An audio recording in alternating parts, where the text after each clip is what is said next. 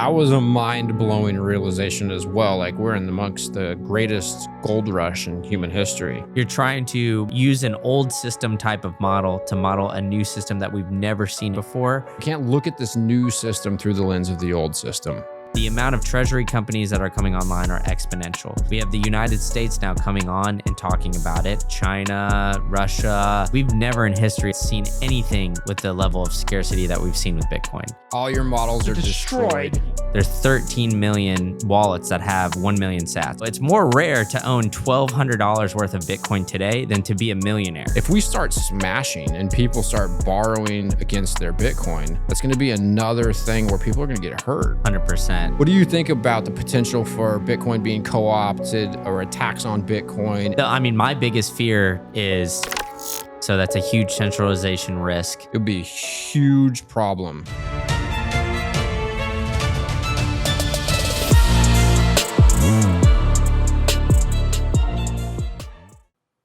Boom. There we go. Brandon, pumped to have you here. I think the first time I met you was in Las Vegas. Was that right? I think so. I think we've been maybe met in passing at other conferences, but I think the first time we kind of had a conversation was in Vegas. Yeah, it can be social overload, dude. Meeting all these people, it's like, oh, this group of this large community of all these people with like aligned values, and it's so exciting. And anyways, yeah, we had a couple good conversations in Vegas, and so glad you're here, man. Yeah, man. Thanks for having me. I'm excited. Yeah. It's awesome.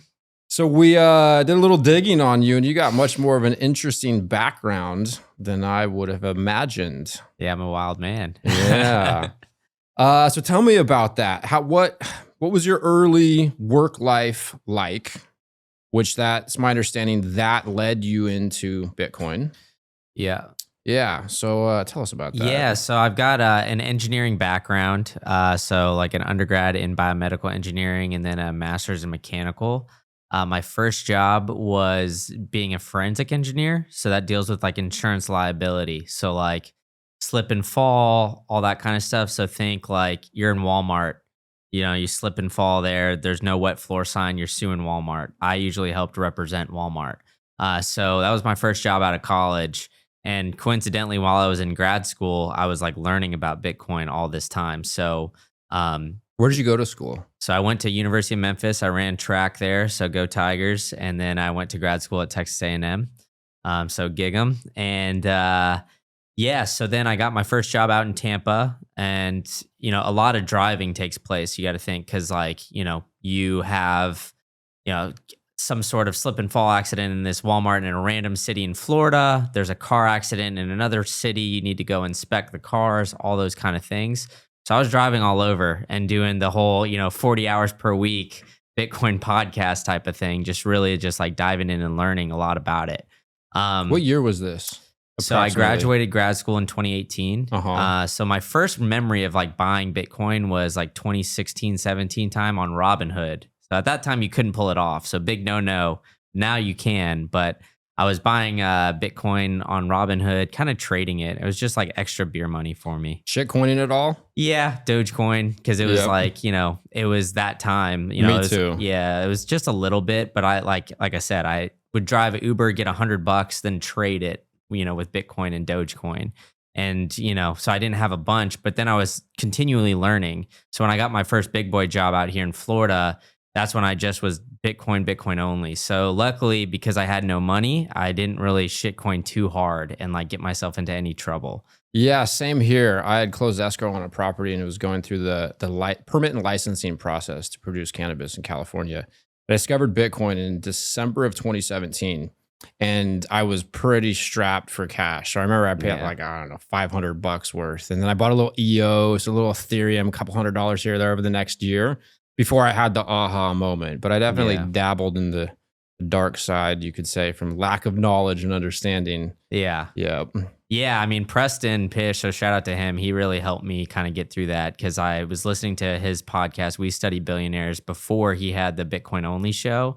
And he was just telling these guys, like at that time, like, I'm looking at all these stocks. Nothing is compared to just buying Bitcoin and Bitcoin only. And then he was just kind of like, you could just tell like gradually he's having like a bigger disconnect between these stock market guys.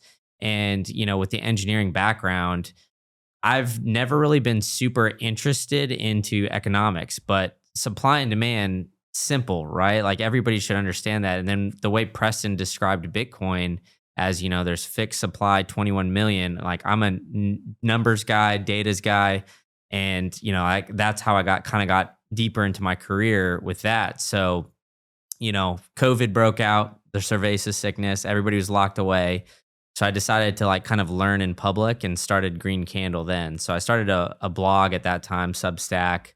I don't really write too much anymore, but I started it with a buddy who was on my track team. He got a job in Bitcoin. They said no more content. But I was like, I kind of like this. And he was pushing me to get in front of the camera. Like, you can yap, why don't you just go ahead and try it? And at that point, we built maybe 1,000 Twitter followers or something.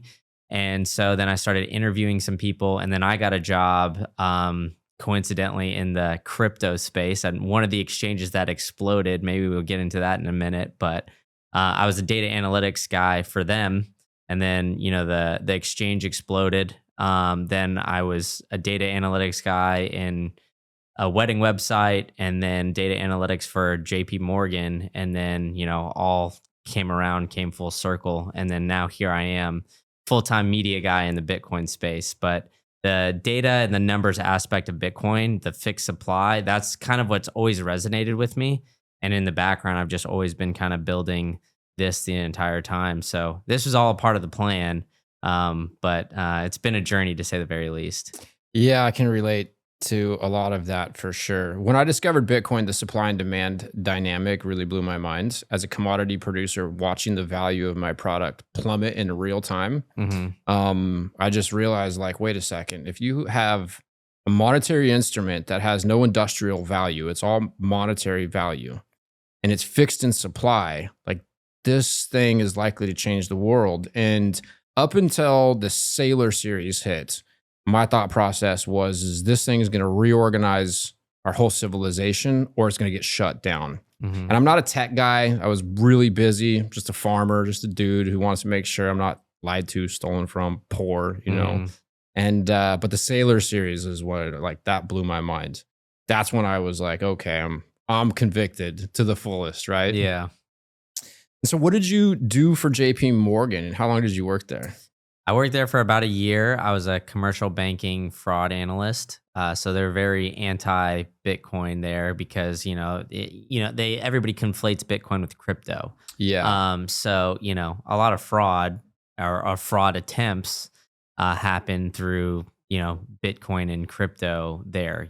Somebody would try to do some sort of phishing attempt, and, then from there, they would get somebody to buy Bitcoin, send them Bitcoin or something like that, then, they lost all their money. You're like a double agent. Yeah. I mean, it was always kind of interesting because they would, they were trying to be interested in what I was interested in outside of work. Your coworkers? But it was kind of just always what can I use from you to kind of elevate almost. Did you work at a branch, or did you work at a corporate headquarters? Yeah, so it was a branch. It was in Tampa, so I was hybrid. I was there 3 days a week, and yeah, I mean, I have no complaints or anything like that. It was just kind of interesting that they didn't love that I was super into Bitcoin, but when they called and offered me the job, I was actually speaking at Adopting Bitcoin in El Salvador. So I was I'm surprised I had cell reception. But 2021 or so.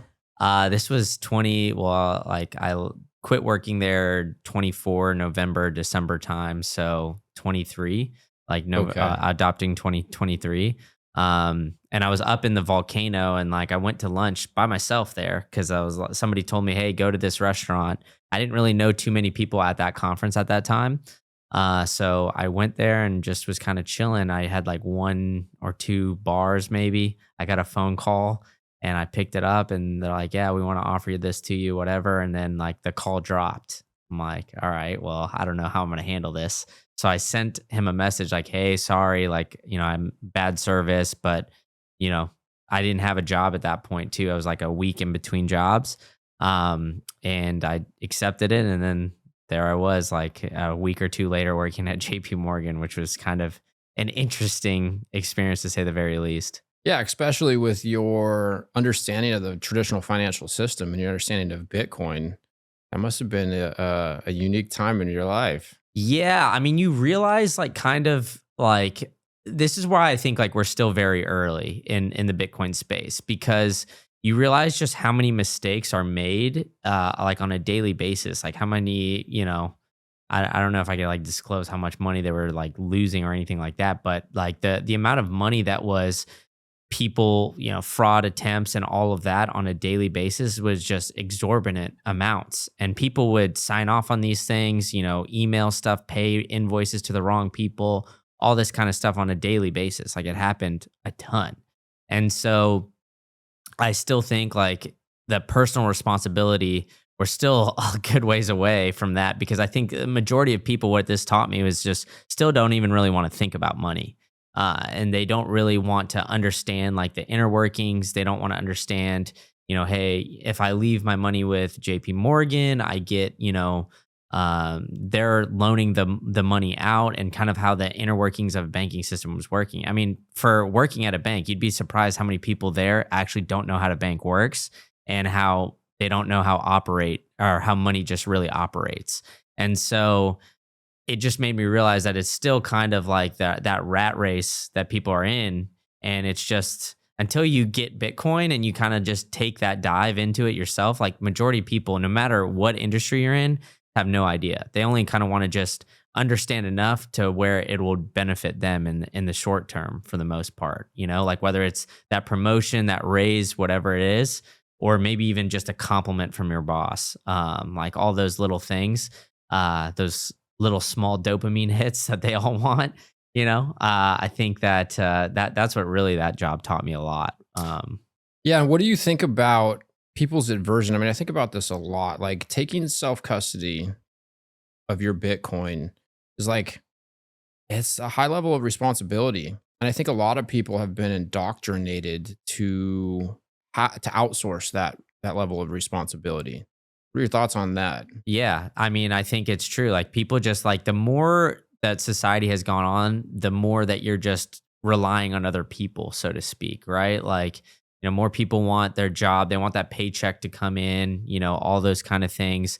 Taxes, most people don't even know how their own, the taxes work, like TurboTax. Half of them just like go through, just click all these things just to make sure that everything is just done so they don't have to think about it anymore. Like nobody's really trying to understand the system that they're in. And they're just kind of like, hey, you know what? This is how this specific company works and operates, or this specific sector of whatever, whether it's tech, banking, this is how I can elevate myself in this career and, make my parents happy with the choices that was being made. Because, like, I mean, my parents initially were all about, hey, just save your way. You can, be a millionaire. Pay Millionaire off your was, debt and save. yeah. And that was millionaire was like the pinnacle, right? Like, I don't know. It didn't seem that long ago where $1 million seemed like a lot of money. But today, I mean, unfortunately, $1 million isn't really going to go too far.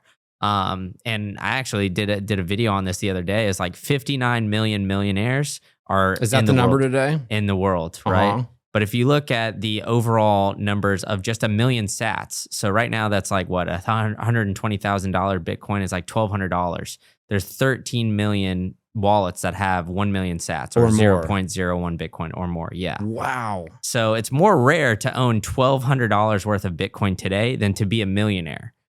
So that's still how early we are in the Bitcoin space, where it's just those like, statistics are really good to hear. Yeah. Yeah, because I mean, to me, like when I like saw that, it just opened my eyes because it's like, okay, you know what? You think about 21 million, all these people that I talked to today still hit me up with, oh, Bitcoin's 120,000. It's too much. Like I'm too late. I'm going to go to XRP, ETH, whatever the hell it is, whatever flavor of the day it is, right? But if you really sit back and like look at how much Bitcoin is distributed, it's still like the average person does not have a lot of Bitcoin. And even though the majority of people more people in America today own Bitcoin than gold as well. Really? Yeah, because like you have, I think River did a study on it. I can't remember the exact number off my top of my head, but more people own Bitcoin, physical Bitcoin than physical gold. And I think that gold number is going down.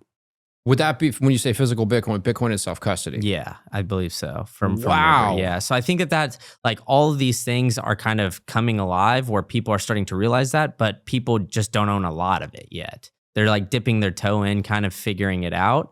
And I think that's the interesting part of where we're at in this cycle. So, a lot of people talk about how we're coming alive into Bitcoin in 2025, with the emergence of the ETFs, the corporations, like countries now putting Bitcoin on the balance sheet, all of these different things. And it seems like everything's moving fast for us that we're still in it. But if you take a step back and look at like how many actual people own Bitcoin, still a very small percentage of the population in the world owns even knows about Bitcoin. And that's like circling it all back. JP Morgan really opened my eyes to all of that. Because my other two jobs, like one, I had a job where, the engineering job, people were there like 20, 30 years and they just loved their job and nobody seemed really unhappy. They stuck there for a while because they loved their job and all that kind of stuff. So that was actually like a great environment to work into. But for me coming out of college, I was a little scary. I was like, all right, I'm 23, 24 years old. Like, am I going to work the same job for the rest of my life? That seemed like kind of a scary thing to dive into. And then the other two jobs I had were remote. So like I just kind of interacted with people 20, 30 minutes on a Zoom meeting. And then, hey, we'll end this meeting 5 minutes early to give you your time back. And, you never hear about anybody's personal life kind of stuff, And so the JP Morgan, the hybrid stuff really kind of opened my eyes to just still how early we are with all of this. Yeah. And you, got into Bitcoin at a young age. I find that fascinating too. When people, like Luke, I've been chatting with Luke Mikic over the last year and a half, and that also blew my mind a little bit. He's young and he gets it, and he's working hard on promoting it and creating content. Your background really primed you to understand the magnitude of it. It seems. Yeah, and I just kind of like, my parents are entrepreneurs as well. 2008 really hit my parents like pretty hard. So I always remember that like growing up, and it was kind of like it was like really formidable years for me. Like I was like a freshman in high school when all that was going down. So saw massive amounts of economic turmoil when, this was kind of like formative years. So for me, I just remember that feeling. I never want this feeling to ever happen to me again. So I want to do everything I can to prevent that. And so that's what really kind of drove me to learn about money in general. And learning about money kind of just drove me to Bitcoin because I'm like, this doesn't make any sense. And then the Keynesian economic pseudoscience. And then too, like, you're learning about stocks and whatever, balance sheets, PE ratios, all those kind of stuff. And then like, I'm trying to learn from like Warren Buffett. So, I mean, that's how I got to Preston's podcast. And when you're learning about that stuff, is you realize, all right, these PE ratios, they're getting killed. Like value investing is getting crushed by these tech stocks. And nobody can really explain why these tech stocks are valued at such orders of magnitude and just exploding up. And Warren Buffett's going late to Apple and all of these other big giant tech companies. So why is he late on all of these things when, it seems like eventually he'll get there, but he's still late on all of them. So, I kind of want to be early to some of these because I'm missing a lot of these upside, right? And so I realized like some of these stocks, like you just can't really explain too. And then, of course, the whole GME craze happened shortly after, I graduated like in 2020 where we saw those GameStop stuff. And it was like, all right, I've spent hours and hours researching money and companies, how to value these things just on my own free time. And you basically have to become your own personal hedge fund manager. And then, my buddy who just stumbled upon the GME or, the Wall Street Bets Reddit is now crushing my portfolio because he got into GameStop early. So that was when I was like, all right, this whole system is just absolutely doesn't make any sense. And the way that companies are valued and all these, metrics, and it's really just the underlying currency that's the problem and everything that's built on top of it.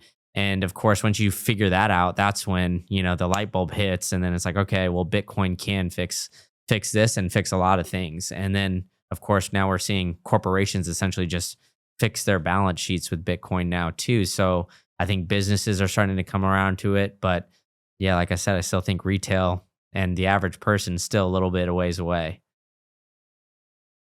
iCoin Technology has released a slick new hardware wallet. It looks like a mini iPhone with a high-res 3-inch touchscreen and camera on it. The device has no Wi-Fi, no cellular connection, and no GPS. It is an air-gapped hardware wallet which uses QR codes and a camera to communicate with the Bitcoin network. It has a built-in camera which is required for air-gap operation, and it has an optional Bluetooth compatibility. It's really a brand new user interface and user experience for a Bitcoin hardware wallet. iCoin makes self-custody accessible, easy to use, and non-intimidating. It even comes with an optional custom iCoin thermal printer so you can print out the private key and its associated QR code when you're setting up the wallet. This makes setup quick and simple. Also, it is easy to restore the wallet just by reading the seed phrase QR code with the wallet camera. And as we always talk about on this show, the only way you can truly own your Bitcoin is by having it in self-custody. So you need a device like the iCoin wallet to truly own your Bitcoin. So go to iCointechnology.com/breedlove today for 30% off the purchase of this sleek new hardware wallet. Again, that's iCointechnology.com/breedlove. If you're anything like me, you understand that Bitcoin is something we can use every day to connect, to collaborate, and to build stronger, freer communities. As true Bitcoiners, you all know we are each responsible for onboarding more Bitcoiners. That's why I chose to partner with Cowbolt, an expense splitting app that settles in Bitcoin. It can be as simple as splitting a dinner bill. Your friend covers dinner and you reimburse them, but you send it back to him in Bitcoin. Now your friend has their first sats. And as I always say, where your money goes, the mind follows. By using Cowbolt to get Bitcoin into the hands of your friends and family, you can help us orange pill the world. Cowbolt is built to let you split costs, share expenses, and settle instantly, while always keeping full control of your keys. Cowbolt is simple, social, non-custodial, exactly how Bitcoin was meant to be used. If you're serious about Bitcoin, it's time to act like it. Download Cowbolt today on iOS or Android. To learn more, go to cowbolt.com. Again, that's Cowbolt, COWBOLT.com. What do you think about Microsoft voting down putting Bitcoin on the balance sheet? When I watched Michael Saylor's, I think he did like a 7 or 8 minute clip. Like it was so Saylor, but distilled down, and he like packed so much into that little presentation. I really, really liked that one, but that was kind of one of those have fun, staying poor moments. But they have so much financial horsepower for them to take on a meaningful position when the time comes. They'll still be able to do so. But yeah, what did you think about that? Yeah, I mean, I think for like a Mag 7 stock, it's very difficult for them to do it. My theory with Microsoft One, I'm not surprised because the average Microsoft shareholder and I think like Apple shareholder, they're not in it for the massive amounts of gains. They're in it to more like protect their wealth. And if you look at the, Saylor showed it at his talk in BTC Prague, like it's basically like the Mag 7 and then everybody else, right? The Mag 7 carries the entire stock market. So if you just pick one of those Mag 7, you'll probably be all right. And Microsoft is kind of one of the more bland, safe ones if I had to categorize them, I would say. But, out of those Mag 7, I think, Meta probably has the greatest chance to do it. Just because now Mark Zuckerberg has the same more voting rights than Michael Saylor did when he was first made the MicroStrategy switch into Bitcoin. Yeah, so and he's the only one that has a higher market cap than MicroStrategy currently that could potentially do that. And he's got his goats, Bitcoin and Maxi. He's got the new hairdo going, the chain popping, that rebrand, a nice tan. Yeah, exactly. The American flag and all that kind of stuff. So he could potentially do that full rebrand to that. But maybe there's an element of his like little rivalry with the Winklevoss twins that because they're in it, maybe he wouldn't do it. I don't know. Yeah, who knows? But I would think like if I had to put money on one of the Mag 7 doing it, that's who I would put it on. Just because I think it makes sense. They've tried with, whatever shitcoin token that they've tried to create the past couple times. And it seems like anytime Meta gets involved with something, it starts to die down. Like, I mean, we talk on Instagram sometimes, but outside of like Instagram used to be, I feel like, the pinnacle app. And it seems like TikTok has kind of overtaken that. Facebook was the pinnacle social media at one point, and then that's why they bought Instagram. And then, I feel like it's just kind of slowly decreasing in value, and Zuck's maybe losing his fastball a little bit on that. So to save that, put Bitcoin on the balance sheet, and, you lose a lot of the fluff of, just kind of maintaining, and then maybe you have some more room to create, and Zuck can get a second win, so to speak. So that's the one company that I would think in the Mag 7 that could potentially do that. But I think we're still a little ways away from that, to be honest. I don't think we'll see that. At the beginning of this year, I did think we would see one, but the way that things have transpired, I think these things are slow moving. Yeah. Do you think if the United States government in a budget neutral way acquire some Bitcoin, that would be like a catalyst for some of these large corporations to change their position on it? Yeah, that's a great question. I had a great discussion with Mark Moss, and I really like the way he puts this. He says that, technology kind of, and like the money moves in cycles. So the first 10 years, it's kind of like retail, right? So like 2010 to 2020, that was like retail. Second 10 is like institutions. So that's like what we're seeing now. And then the third 10 is governments. So if I had to put money on it, I would say maybe not this, this presidency, but maybe like 28 to 32 is when we'll start to see the US government really start to take the reins with that. And I think like right now they're just kind of figuring it out, right? They're passing a lot of these bills, and who knows, maybe I'm wrong and they do it, but I think that those things are going to be a little bit slower moving just because it's governments, and they're setting up for the next presidency of that potentially happening. And then, after that 10 years, then we'll start to get, in 2040-ish time, that's when we'll start to get the the medium of exchange, and then 2050 and beyond is the unit of account. So I think that's kind of what it's setting it out. And the more I've looked into that after having that discussion with Mark, the more I'm kind of aligned with that thinking, just because if you look back in history, that's just kind of how the transition of like the monetary systems have gone. And, history tends to repeat. So I wouldn't be surprised if that happens with Bitcoin. And we're just, getting a Bitcoin backed fiat system right now. And, we're having that slow transition into a full Bitcoinized, hyper Bitcoinized world here in the next 20 to 30 years. Yeah, it seems like things are moving pretty fast. I was shocked, blown away when Trump signed into effect the executive order for the SBR. Yeah. I was quite surprised about that. And sometimes I suffer from this thought process. I don't know. Jason Lowry writes this book, fantastic book, Software. I listened to the Lowry series with Breedlove when it first came out, and that was like blew my mind, right? So he writes this book, it gets pulled. I don't know how long after, but pretty quickly. Yeah. Then he goes silent for quite some time. And so it makes me think that there are people in the government and in the current political regime that understand this.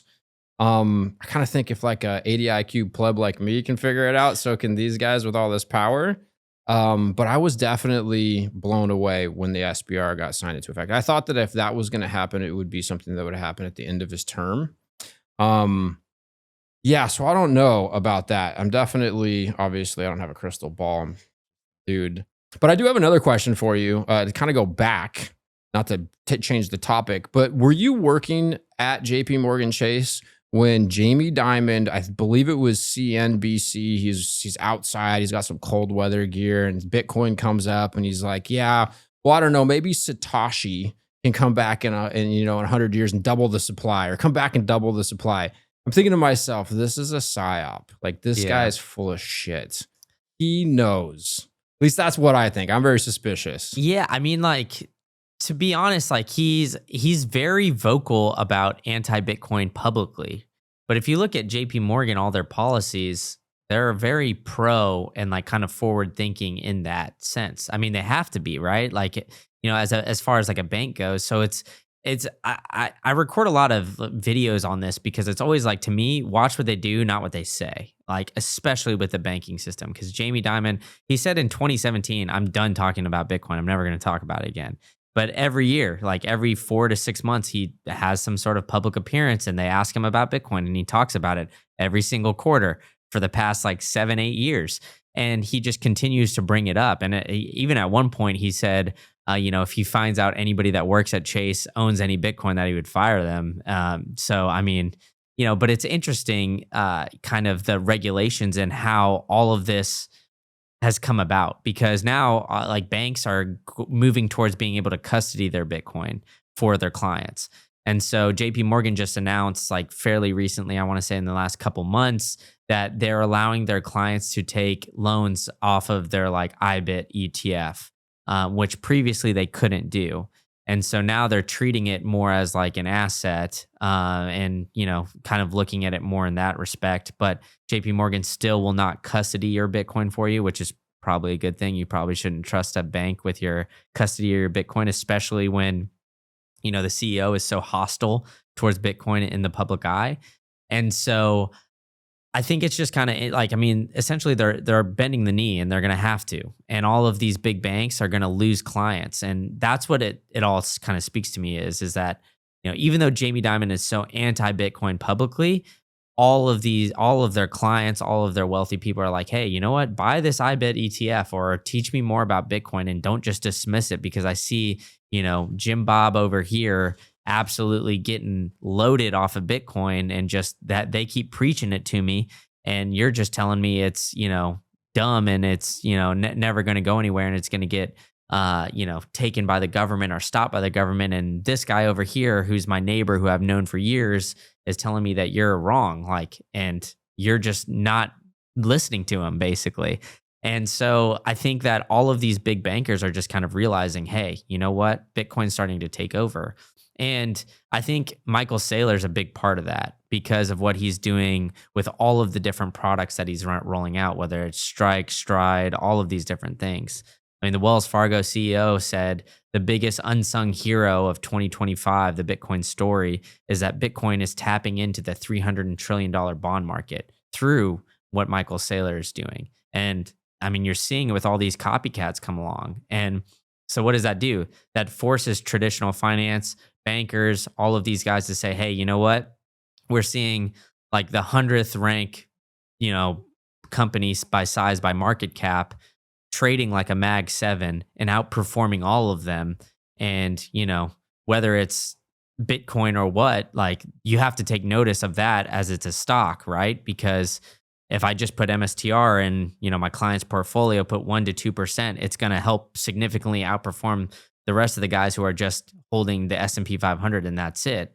And then now that MSTR is now getting into, the Russell 2000 and all of these other Russell 200 and all of these other, ETF indexes, it's just making guys like JP Morgan essentially have to, like Jamie Dimon essentially have to just look at Bitcoin and take it more serious.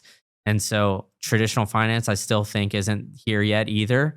Even though we've got the ETFs and we have a lot of strong, loud voices in that space, I think the average, Joe Schmo financial advisors not advising their clients to buy it. And I think Jamie Dimon, what he's saying publicly is kind of an example of that, is that the average person still just doesn't get it. Even though I wouldn't say Jamie Dimon's an average person, obviously with his stature, but he's kind of the average financial advisor's like, I guess like barometer of where to go, I would say. And so that's kind of what we're seeing.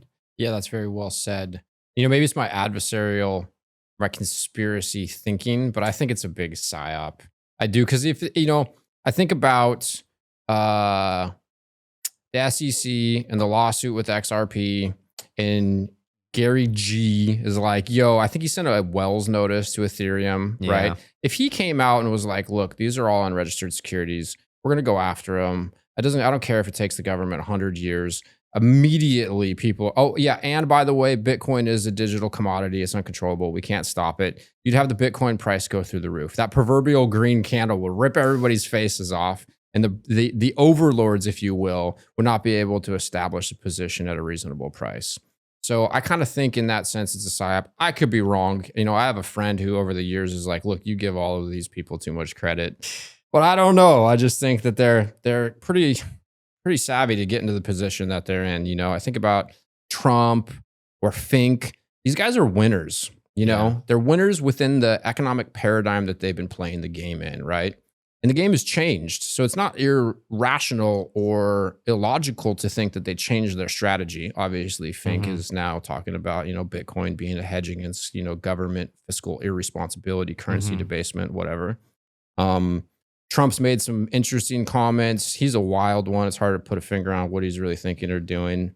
Yeah, so I don't know. I'm always suspicious about that stuff. What do you think about the Treasury companies?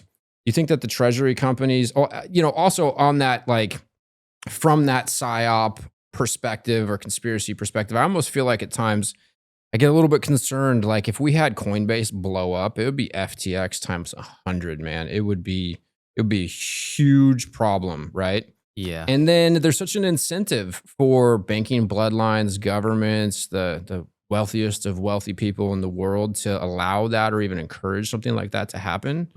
Maybe that's a bunch of questions there, but like, what do you think about the potential for Bitcoin being co-opted or attacks on Bitcoin and like over leveraged treasury companies and maybe all that kind of mixed together? Question, thoughts? Well, yeah, I mean, there's a few different things in there to unpack. And I think, my biggest fear is Coinbase basically going down, because if you look at it right now, 9 of the like 12 Bitcoin ETFs are all custodied by Coinbase. So that's a huge centralization risk. BlackRock recently kind of like diversified and has like another, I think it's like Anchorage or something like that. But the only one that does self-custody of their own ETF is Fidelity. Don't they do proof of reserves as well? Yes, and Fidelity does. And some of the ETFs have done proof of reserves. But, you know, from a Coinbase perspective, you have like Coinbase has been hacked, whether it's hacked by, you know, the client's data or anything else. Like all of these little things have been, you know, kind of gone through the weeds. And then, you know, there's the potential of, is the paper Bitcoin attack. I mean, it's a huge meme on Twitter right now. But I mean, it was so much so that like in November of last year, people were tweeting Brian Armstrong, like, is Coinbase actually selling, you know, paper Bitcoin? And Brian Armstrong replied to it. So to me, it's what did like, he say? I mean, he's like basically like, trust me, bro. Like he had a tweet that replied about it. I always show the same, like it's a decrypt article about it. Like, is BlackRock's worried about that Coinbase is selling paper Bitcoin with all of this? So if BlackRock's worried about them, you know, they're the biggest money manager in the world and they have a lot of influence. Like, why is there, you know, some sort of worry? And I don't know, you've been in the game for a while, but every time I feel like there's smoke in the crypto industry, there's fire.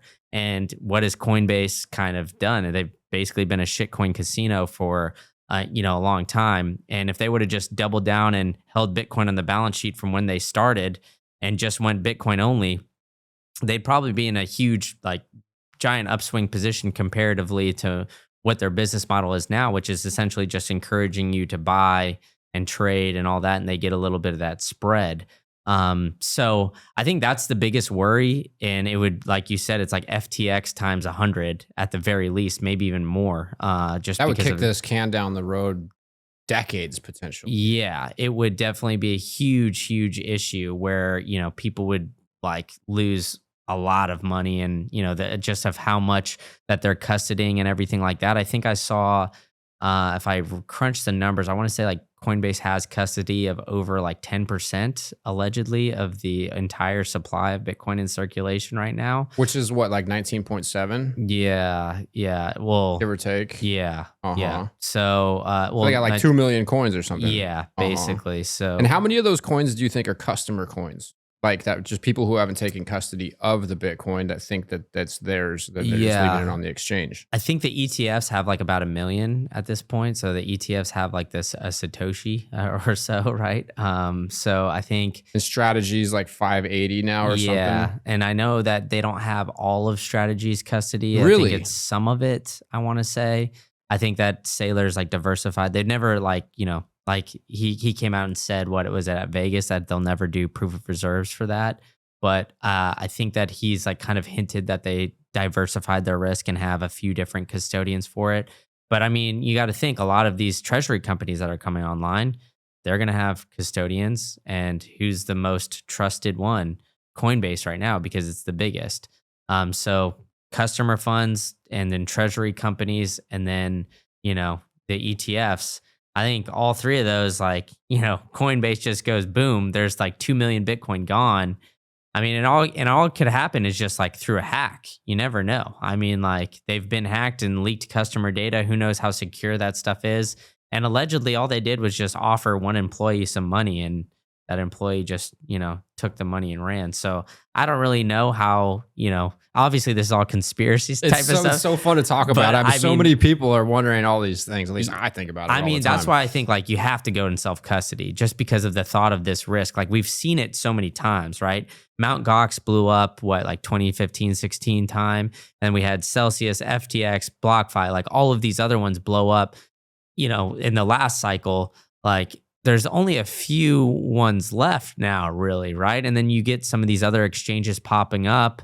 And, you know, last cycle we had basically companies go from absolutely nothing to billion-dollar valuations extremely quickly. And Trump is essentially like letting the handcuffs off of the crypto industry, which I think is good and bad. The bad part is that, all right, well, we could get more FTXs or we could get more Celsiuses, or like, you know, there could be a point where, you know, these crypto tokens are throwing so much money at Coinbase that they're encouraging them to market the hell out of, you know, Pepe the Frog coin or whatever it is. And then it's like, you know, maddening. Yeah. And like, you know, I mean, my dad was telling me his buddy on the golf course is like convincing him to try to buy purple Pepe. And he's got like, oh my gosh. And he's got like an astronomical amount of money in there. And I'm like, holy shit, just buy Bitcoin. Like just, it's so easy. But it all basically a long-winded way of saying, I still think we're so early because you're still trusting all of these things after what we've seen to hold Bitcoin for you, where you're just, all you got to do is just, you know, 12 to 24 words, you know, there's so many different tutorials online on how to do it. Yeah, you can sit down and watch sessions on repeat for a day or two and build your own multi-sig, put in safety deposit boxes, attorney's offices. Like it's not impossible to figure out how to do it. And if your economic incentive is large enough, figure out how to do it. Forget multivitamins and other supplements. Animal organs are the most nutrient-dense foods on the planet. You can get 100 times more nutrients from organs than you can from muscle meats. But the problem with eating organs is that they are difficult to find in stores, they are difficult to prepare, and even when they are prepared well, they often don't taste great. Thankfully, Heart and Soil Supplements has made consuming organ meats so much easier by providing powderized organs in capsule form. Organ meats include everything your body needs to thrive: vitamins, minerals, peptides, proteins, and growth factors. This is why organ meats were the most prized foods for our ancestors. Fortunately for us, Heart and Soil makes these treasured foods easily accessible. So go to heartandsoil.co today and use discount code BREEDLOVE to get started on your journey to optimal health and vitality. Again, that's heartandsoil.co, discount code BREEDLOVE. What if I told you that you could lower your tax bill and stack Bitcoin at the same time? Well, by mining Bitcoin with Blockware, you can. New guidelines from the Big Beautiful Bill allow American Bitcoin miners to write off 100% of their mining hardware investment in a single year. That's right, a 100% write-off. So if you had $100,000 of income or capital gains, you could write off that entire amount by investing it in Bitcoin mining hardware. Blockware's mining as a service allows you to start mining Bitcoin right now with minimal effort. Blockware handles everything from securing the miners to sourcing low-cost energy to configuring the mining pool. They do it all. You can stack Bitcoin at a discount every day and save big when tax season comes. So you can get started today by going to mining.blockwaresolutions.com/breedlove. Again, that's mining.blockwaresolutions.com/breedlove. Brian Armstrong is one of my least favorite actors in the space. Goldilocks. Dude. Matt Cratter calls him CEO phallic because he fucking looks like a dick, dude. Yeah. And you know, the thing that bothers me so much about it is like, you know, you have everyday individuals who are struggling economically. They're being gaslit by the United States government. They're being debased. What they want is moving out of reach every day. It's getting further and further out of reach. They're just trying to figure out like how to live and take care of their family, live some sort of quality existence. And they're just getting confused and wrecked. Yeah. And I would imagine, I would have to go out on a limb, I suppose, and say that it would be very improbable that Brian Armstrong has any of his net worth in anything other than Bitcoin. Maybe he's he's an insider trader or inside trader or whatever. Yeah. Well, Coinbase did get busted for that like a couple years ago. I don't know if you remember that, but like their CFO or something like that got busted because they were basically knew what coins were going to be launched on Coinbase. And so they loaded up on it, and then they were the ones doing the pump and dumps. Trading against their own customers, right? Exactly. Yeah. Then, it's like, how are you going to keep 2 million coins safe if you can't protect your customers' data? Yeah. Like, you know, come on, get it together. It's, And then like he basically, I think they said that they, you know, when he made that announcement, like, oh, we're not going to tell, you know, or we're not going to give the money away to these, you know, whoever the scammers were. He was like offering the same amount of money that they were asking for any information on these guys and how they did the breach and everything like that. And he was offering like, I think it was like $25 million or something like, or did maybe anything come of that? I haven't seen Did anybody get anything of it. arrested? I mean, do they know what employee leaked the data or anything? I mean, they probably didn't out the employee, I would guess, but you know, I haven't seen anything additional from it. I mean, I haven't had a Coinbase account in years, and I've gotten phone calls from it. I get them all the time. I bought a Ledger in like 2018, so I've been getting phishing attacks since that happened. I don't know. Maybe I'm a little old school and insensitive, but I feel like people like that need a public flogging, a little tar and feathering. I don't know. I mean, I agree with you. I mean, I don't think that, you know, I think Coinbase hasn't been a net negative yet for the space because it does orange pill a lot of people. That's a good point. It does bring people a lot, right? It's SEC regulated. It's a publicly traded company. But the thing that I think is unique is that the SEC, I mean, we saw it with Gary Gensler so long ago. Like, do we really trust the SEC to be able to like forensically analyze, like, hey, do they have a 1-to-1 on this random blockchain? I mean, I personally don't think that they'll be ever able to, you know, really forensically account for all of these different like ETFs, for forensically account for all of these you know, exchanges that are coming online to make sure that they're actually holding customer funds. And then we have fractional reserve banking right now. So maybe they get some neo-banking law and it's like, okay, well, then the paper Bitcoin thing that we're all worried about is actually coming to life because, you know, in the banking system, you don't have to do that. So what's the difference between the banking system and if Bitcoin is money, then, you know, why do we need to actually hold your Bitcoin unless you're, you know, going to do a run on the bank, so to speak. So that's why I think like all of this stuff, like Bitcoin getting involved with the banking industry is good and bad. Good in the fact that, you know, it is obviously all public, but bad where I still think we're like still very early. And I don't think like, you know, if we're going to get into the regulation aspect of it, I just think the regulators are not prepared to do any of this. To be regulated by an immovable 21 million, dude. Yeah, exactly. Yeah. What, you know, I get, sometimes I find, so I hear what you're saying and that's really valid. You know, Bitcoin or Coinbase being a net positive for the world at this point because it's helping to orange pill people. But there are times where like I'm driving and I see people, you know, on the streets, homeless, struggling, and it's like, it breaks my heart. But then on the flip side, and this is where I'm really conflicted, it's like, it's economic Darwinism, you know, and I feel like, okay, like, gosh, you know, it's like figure it out. But at the same time, people's lives are challenging and it's so confusing.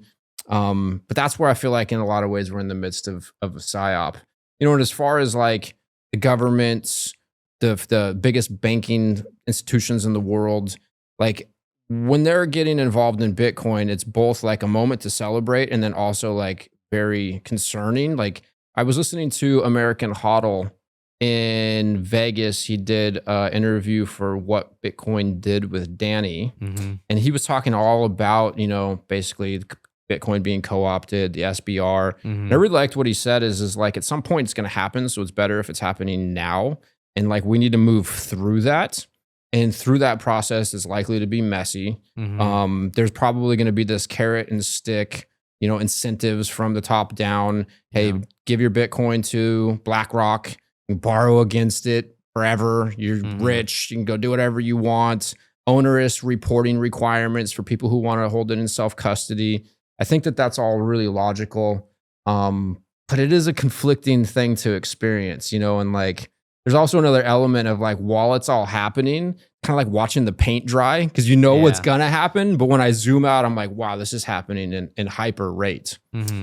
Another thing, actually, I wanted to ask you, because you brushed over this. What did you think about Saylor's comment in Vegas when Mitch asked him about proof of reserves? He got a lot of flack for that. And you got El Salvador's got their proof of reserves. Fidelity's got proof of reserves. Yeah. His comment was a little interesting. Yeah, it is interesting because, he tweets it out every Monday, how much Bitcoin that they have, and they have like a ticker there.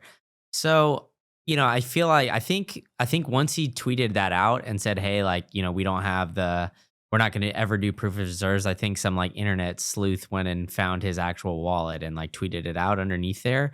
His personal wallet? Well, I don't know if it was like his Saylor's personal wallet. I think it was the MSTR like wallet or whatnot, because you could just tell about how much is going in there. But I don't think it was like gotten as much publicity as maybe that guy thought it would. But I think from like a corporation standpoint, right? Like Saylor is announcing how much he buys every Monday. So if all of these things were very public, I think that it would be a little bit hairy, right? If you saw like, hey, you know what? Oh, MSTR is starting to load up and buy a bunch of Bitcoin. Let me go try to front run them and do these different things. I never thought about that. So that's the only thing where I think it's like, it's a little bit okay. Like from a traditional financial perspective, it's like, all right, if like we've been talking about governments, right? Like I think the one crazy thing that could happen if they pass the Senator Lummis bill, where it's like, hey, we're going to buy 200,000 Bitcoin every year for 5 years, and then we're going to hold on to it 20 years. Everybody else and their mother is going to be like, all right, you know what? We're just going to go buy all the Bitcoin that we can right now, and we're going to use every financial instrument we can to buy it because the United States wrote into law, this is what we're going to do, and they're telling us that. And so everybody's going to front run it. And then, hey, you know what? The US pissed us off about something. We're going to dump it all and, crash your holdings or whatever it is in a time of despair. Same kind of thing could happen, with Bitcoin, where, you could have MSTR buying up, and then all of a sudden people try to front run. Look, I don't think there's big enough whales to do that now. Maybe there is, but the way that they've kind of positioned themselves. But for the smaller guys, the newer, treasury companies that are coming along, if they go public, like it could be a potential issue if you only got like a couple thousand coins, and then, you got one whale that sees that and doesn't like what you're doing, and then, kind of dumps it on you, and then the price falls, and then, this company fails because of it. It could be an issue just because of that, just because of Bitcoin's like inherently volatile. That's the only reason where I could see from Saylor's perspective. Obviously, it's not a security threat because it's all public anyway. And as long as they have the proper custody, that's the only reason why I think like he's saying that. And I think Saylor's very in tune with the traditional financial world, and I think from the TradFi perspective, that's what they're comfortable with. Like he's already kind of making them uncomfortable by reporting their earnings or reporting how much they're buying every single Monday when he's doing it. They're used to, we're going to report everything on a quarterly basis, and that's all we're going to hear. So he's already kind of like taken them from a whirl by saying, hey, we're putting Bitcoin on the balance sheet, and then I'm going to be fully transparent and tell how much I'm buying like monthly or weekly or whatever it is. And so I think like just from that perspective, he's still, I guess, like kind of, putting little chinks in traditional financial world to make sure that they're getting to the orange pilled future that we all know, like you said. It's the eventual truth that we all see is going to happen. I think he's just got to slowly kind of make his way in there. And I don't think he's, I think that's why we've seen him switch from, instead of saying just Bitcoin only, he's starting to tweet digital assets, and he's doing these little things to just kind of, work his way in, because he knows that these little words that he's using, the little tweaks, those little tweaks mean something to the people that he's talking to and his audience. I think Saylor's very intelligent, and I think that that's kind of the game he's playing. And the game he's playing is basically obtain as much debt as possible to buy as much Bitcoin, and use the old financial system to basically ape into the new financial system. And you have to kind of play nice on both sides, I think, for that to happen. Yeah, seems like he's ushering the Trojan horse right into the castle. Yeah. That's the best answer by a long shot I've ever heard about that proof of reserves comment on his behalf. Thank you. I appreciate that. That was really good. And then what do you think the risk is associated with all these other treasury companies? Because I talk to people sometimes, and they're like, looking for the next treasury company to buy the stock in so that they could catch the pump, sell it, and buy some Bitcoin.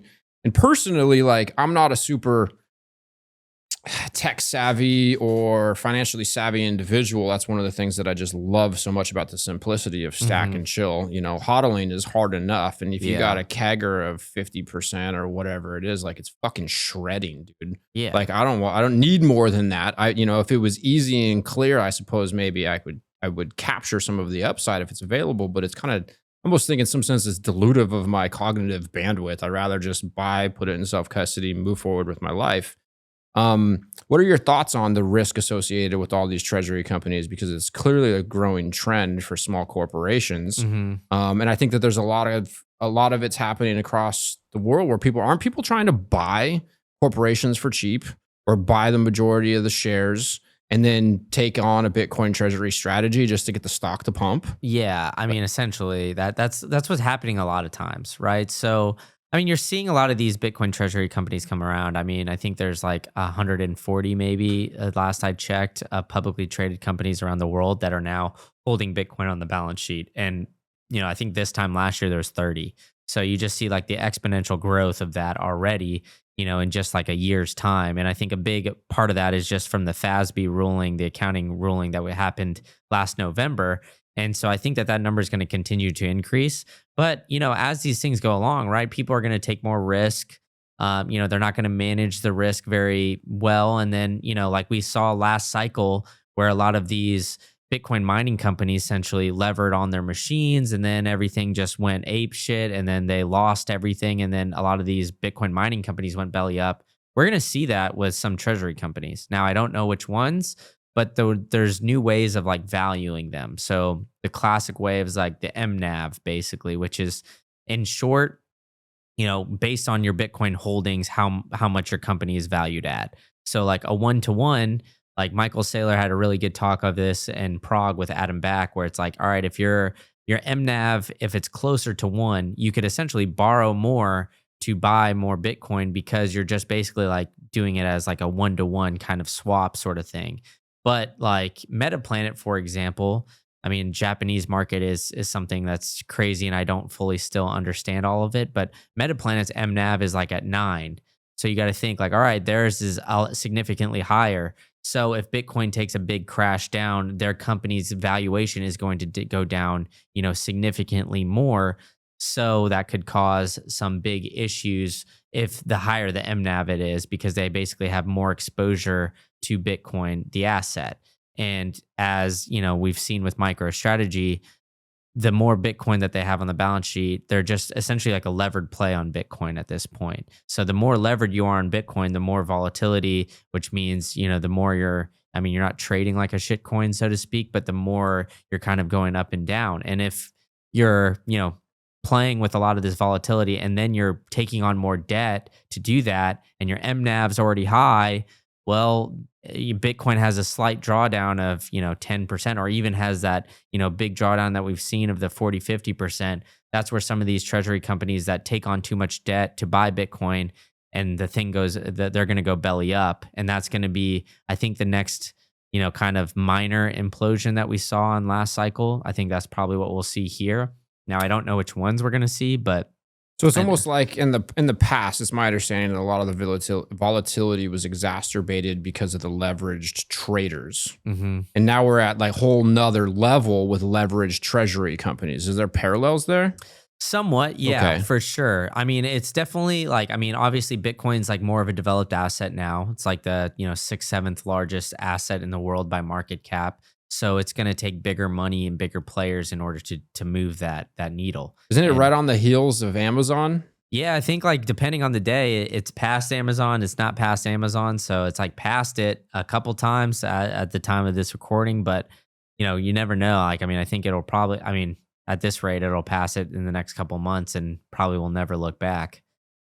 Yeah. And so speaking of leverage, you can borrow against your Bitcoin. Strike now just has their new, debt leverage product or whatever you would call it. Me personally, I'm adverse to that just because I don't know, something else I have to think of. And I can imagine. So if we rip, let's say, and Josh Mandel, his $84,000 call blew my mind. And I've talked to a lot of people about that. That was pretty wild. Yeah, and then that's some of his epic. tweets where he's talking in riddles and timelines and past lives, like it's pretty wild. But he thinks we're going to go to 444,000. I think somewhere in the first quarter of next year. If we start smashing and people start borrowing against their Bitcoin, that's going to be another thing where people are going to get hurt. Yeah, 100%. So I actually was just talking to some friends about this because I think like we're seeing all these lending companies come about like right now. I think a lot of them were around and kind of had these products, but they're becoming louder now, marketing more because we're in a bull market.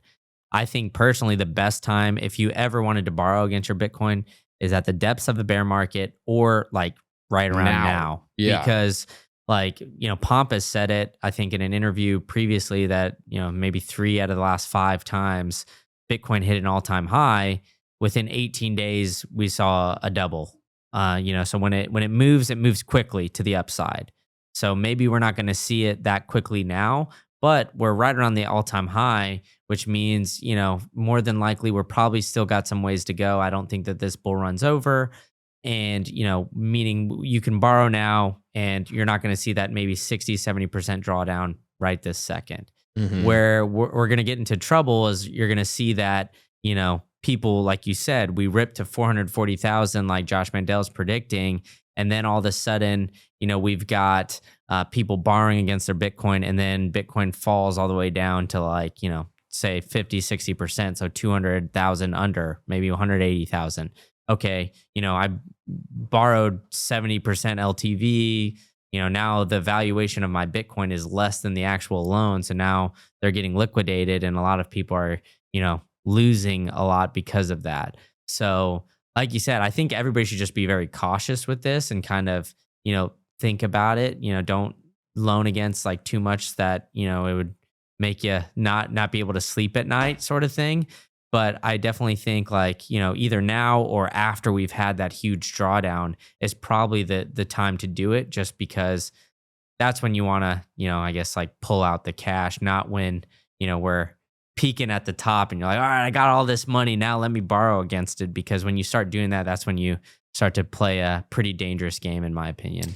Yeah, and I'm a very risk-adverse individual, which I guess in some sense is ironic for somebody who produced cannabis for 17 years and has all their money in Bitcoin. But yeah, it seems like it's too risky. And the upside to just stack and hold and figure out how to pay your bills and be conservative and just enjoy life. That's like, it seems like that's the simple strategy. And like I've, instead of paying off like my auto loan, for example, like I'll buy Bitcoin. So I do think in some sense, me personally, like I have a form of non-collateralized leverage. And so I take a much more conservative approach. Have you ever wanted to start a business in the Bitcoin space? If so, then the Wolf Startup Accelerator could be for you. Wolf is the first startup accelerator dedicated exclusively to businesses developing in the Bitcoin Lightning Network. 4 times each year, Wolf brings teams from around the world to New York City to work with like-minded entrepreneurs, pushing the boundaries of what's possible with Bitcoin and Lightning. The program is designed to help early stage companies achieve product market fit, develop their brand, secure early stage funding, and grow businesses that fuel the global adoption of Bitcoin. Go to wolfnyc.com to learn more or apply today. Again, that's Wolf, WOLF, nyc.com. Bitcoin custody is evolving. Both self-custody and single third-party custody come with significant risk and trade-offs. Onramp is pioneering a new standard, multi-institution custody, which eliminates single points of failure, adding fault tolerance and redundancy to your setup. Onramp secures your Bitcoin in a segregated cold storage multi-sig vault guarded by 3 independent institutional-grade custodians, none of which that have unilateral control over your assets. More than just security, Onramp simplifies inheritance and estate planning, ensuring your Bitcoin wealth moves seamlessly to your loved ones without the risk and complexities of self-custody. Easily designate beneficiaries right in the Onramp dashboard, eliminating the need for unreliable treasure maps or other complex key-sharing schemes. You can also avoid the probate process and ensure your heirs receive their Bitcoin securely with legal title transfers designed to keep your wealth intact for generations. As Bitcoin continues to appreciate, Onramp helps you seamlessly access financial services, from inheritance and insurance to trading, loans, IRAs, and more, all without compromising on security. And importantly, the onboarding process is fast and frictionless. I set up my own Onramp account, and it was far easier than dealing with hardware wallets or traditional self-custody setups. The team walked me through everything step by step, making sure I had a secure, reliant setup for my Bitcoin wealth. Secure your generational wealth with confidence. Schedule a consultation with the Onramp team today at onrampbitcoin.com/breedlove. Again, that's onrampbitcoin.com/breedlove. And not to be like, schizophrenic in the conversation or jump all over the place, but I'm curious too, do you think there's any corporations that would have much of a chance at catching Strategy? I think about that a lot. Like, did anybody catch them? Yeah. So, I mean, we brought it up a little bit earlier. I think the only one that would have the potential is Meta. I think like as it stands right now, I mean, Meta Planet's interesting because the Japanese market, like there's, the appetite for the Japanese bonds because they just have negative interest rates is just so low. So the more Meta Planet, really goes into there, they maybe have a chance, but they're so far behind and they're just such a small company that the access to capital, it just isn't there. Saylor says it's Meta Planet when he talks about it, is that's the only one that he like maybe has some sort of worry about it. I personally think the only one is maybe Meta.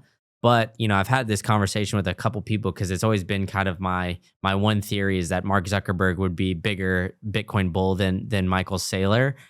But if Zuckerberg and Meta starts to announce that, that's going to, theoretically shoot up the price so much that, they're not going to, even if they have access to more capital, MSTR already has like 600,000 Bitcoin on the balance sheet at this point. Like, they don't have access to that much capital, in order to buy it. So it would be basically between them and then, Berkshire Hathaway has I was just going to ask about them. Don't they have like 300 billion or something in cash or something crazy? But I mean, we do know, like I was saying earlier, like Warren Buffett's late to everything. I mean, he's late to invest in Apple. He always says, oh, I wish I invested in Apple.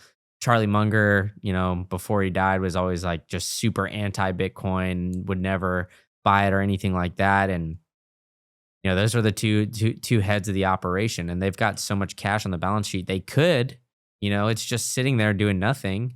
But, it takes a while for you to even get into Bitcoin, I think, one, and then to have the conviction that Michael Saylor does. I mean, look at Ryan Cohen. He's a perfect example, right? Who's Ryan Cohen? He's the CEO of GameStop. Okay. He I think they bought 500 million worth of Bitcoin, and they have like 9 billion worth of cash sitting on the sidelines, just sitting there.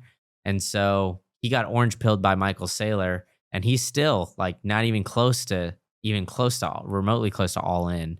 And, he had an interview the other day. They asked him about Bitcoin. He's like, yeah, we bought 500 million of it to use as an inflation hedge. And that's all we're doing.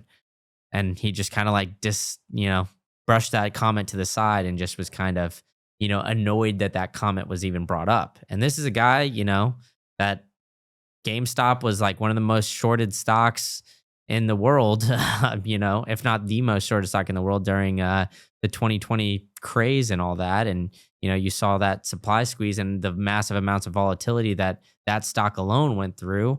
And you would think because of all that, maybe he would understand Bitcoin and try to, realize that the full financial system is just, a house of cards, but he's still not even close to all in just yet. How much Bitcoin does MetaPlanet have? I don't know off the top of my head. I want to say they're top 10 in like the companies right now, but like the difference between like Saylor, which is like 600,000 like MSTR, and like number 2 is just like, I think number 2 has maybe like 20,000 Bitcoin or something like that. So it's just like the gap is enormous, massive. Yeah. Massive. Has Strategy marked to market their Bitcoin on the balance sheet yet? That's oh yeah, like basically reported it as on their quarterly earnings yet. So they just did that this past quarter. Okay, and so that's kind of what has turned a lot of heads and why they were able to join. I believe it's like the Russell 200, which is another one of the indexes. And so basically, the MSTR flywheel, I love to talk about this, is basically like, they buy Bitcoin, they issue debt to buy Bitcoin. And then, MSTR's market cap goes up when Bitcoin's market cap goes up. Then their weight in these indices go up. So like the S&P 500, the Russell 200, and then they're able to issue more debt. The flywheel kind of keeps going. They're able to buy more and more Bitcoin. And so because their weight in these indices keep increasing, they can now, they're eligible to enter into the S&P 500.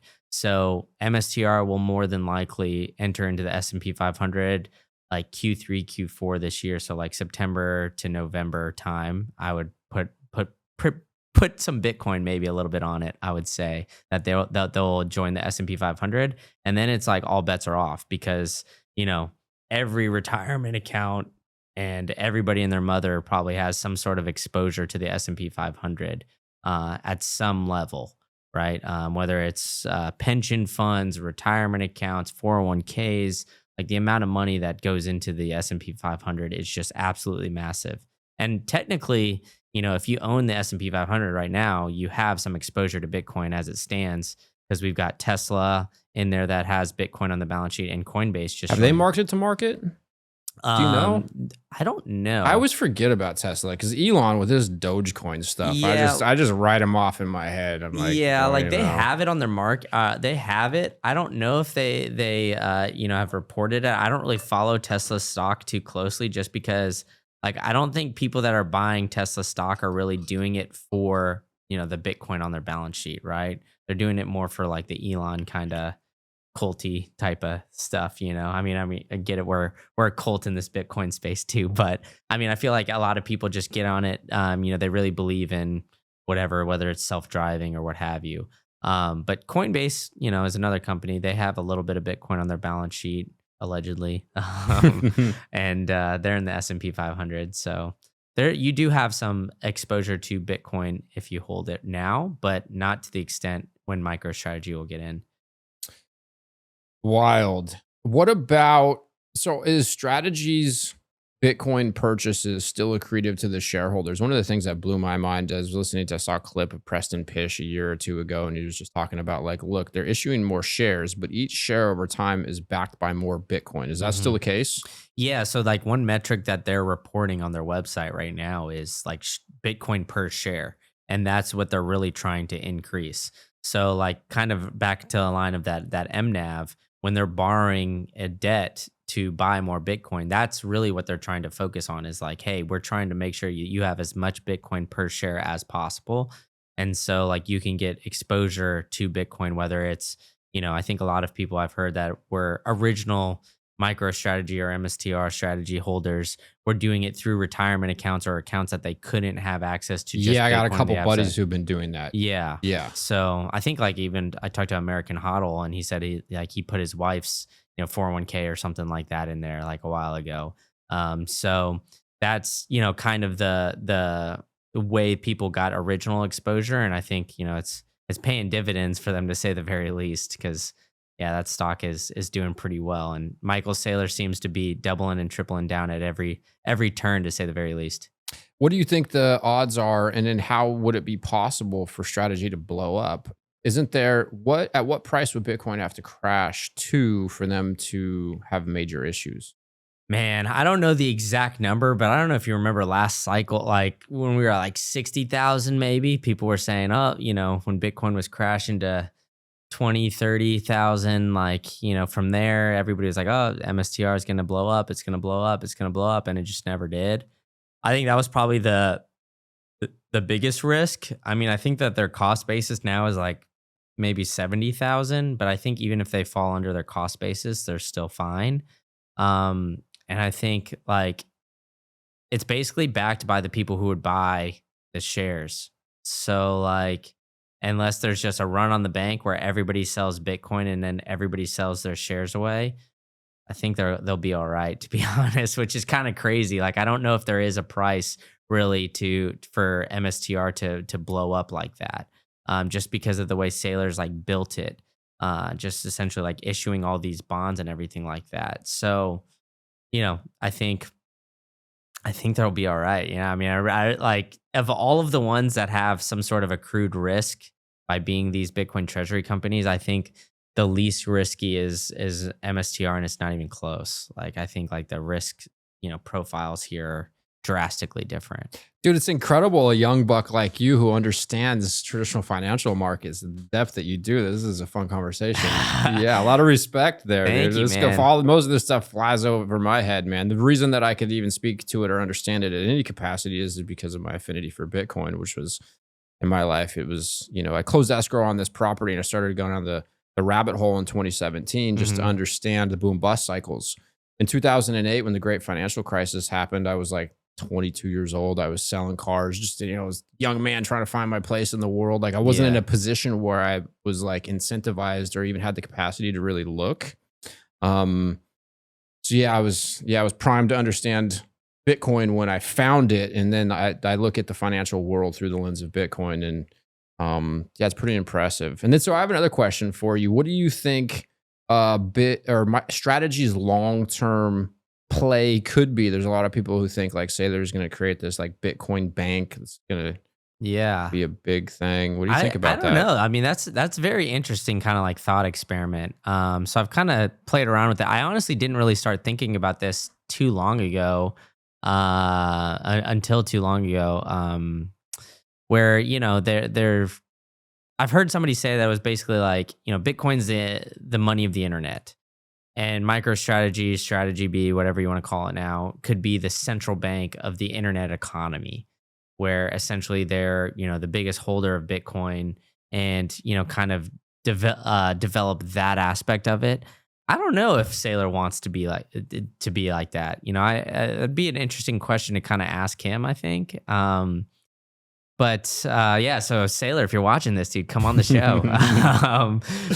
I think he's like basically playing it where I think he wants to be one of the more powerful companies in the world. And I think that that's going to happen here in the next, call it decade. I think is very conservative to say that MicroStrategy will go from basically a dead zombie company to like 2035, say, at least in the Mag 7, if not the most, powerful company in the world, just because of how much Bitcoin's on the balance sheet. And if Bitcoin does what we all think it's going to do, it's not out of the realm of possibilities that this happens very quickly. That that strategy is the most valuable company in the world. Yes, Yeah. exactly. And if that's the case, then okay, then they're basically pulling the strings on a lot of things. So he could very well be that quote unquote central bank of all of this, because we have so many other companies now trying to catch Saylor. But I mean, look what happened. Like, Jack Mallers had 21 and, they had the biggest raise ever. Nakamoto a month later had the biggest raise ever, but they got like 5,000 coins on their balance sheet or something, like very small, like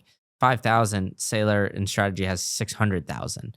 So the orders of magnitude here are just like, no matter, like, as the time goes on, less and less people are going to be able to remotely even catch Saylor. And he's just going to be so far ahead of everybody else, because if the price keeps going up, you can borrow more money, sure, but that borrowing more money will buy you less Bitcoin the longer you wait.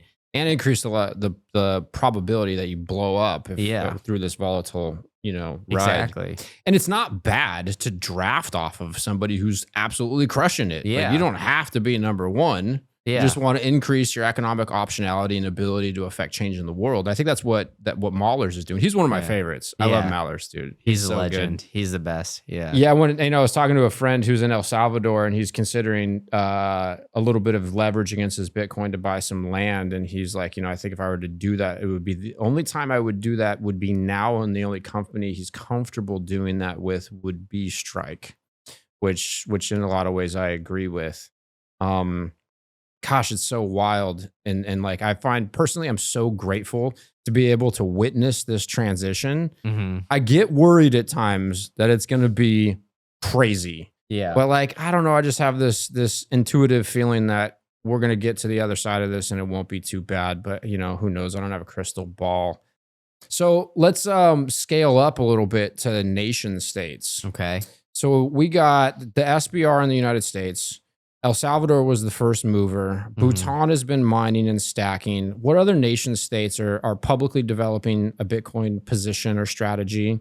And then do you think there's any like the oil countries that are like secretly mining? One of the things that I found kind of interesting, and I don't know if it's a bunch of bullshit, but when the nuclear facilities in Iran got hit, the hash rate apparently plummeted. I don't know if it's accurate or not, but it's like, these are all very interesting things that are taking place. So once again, that's kind of like a mess of a question.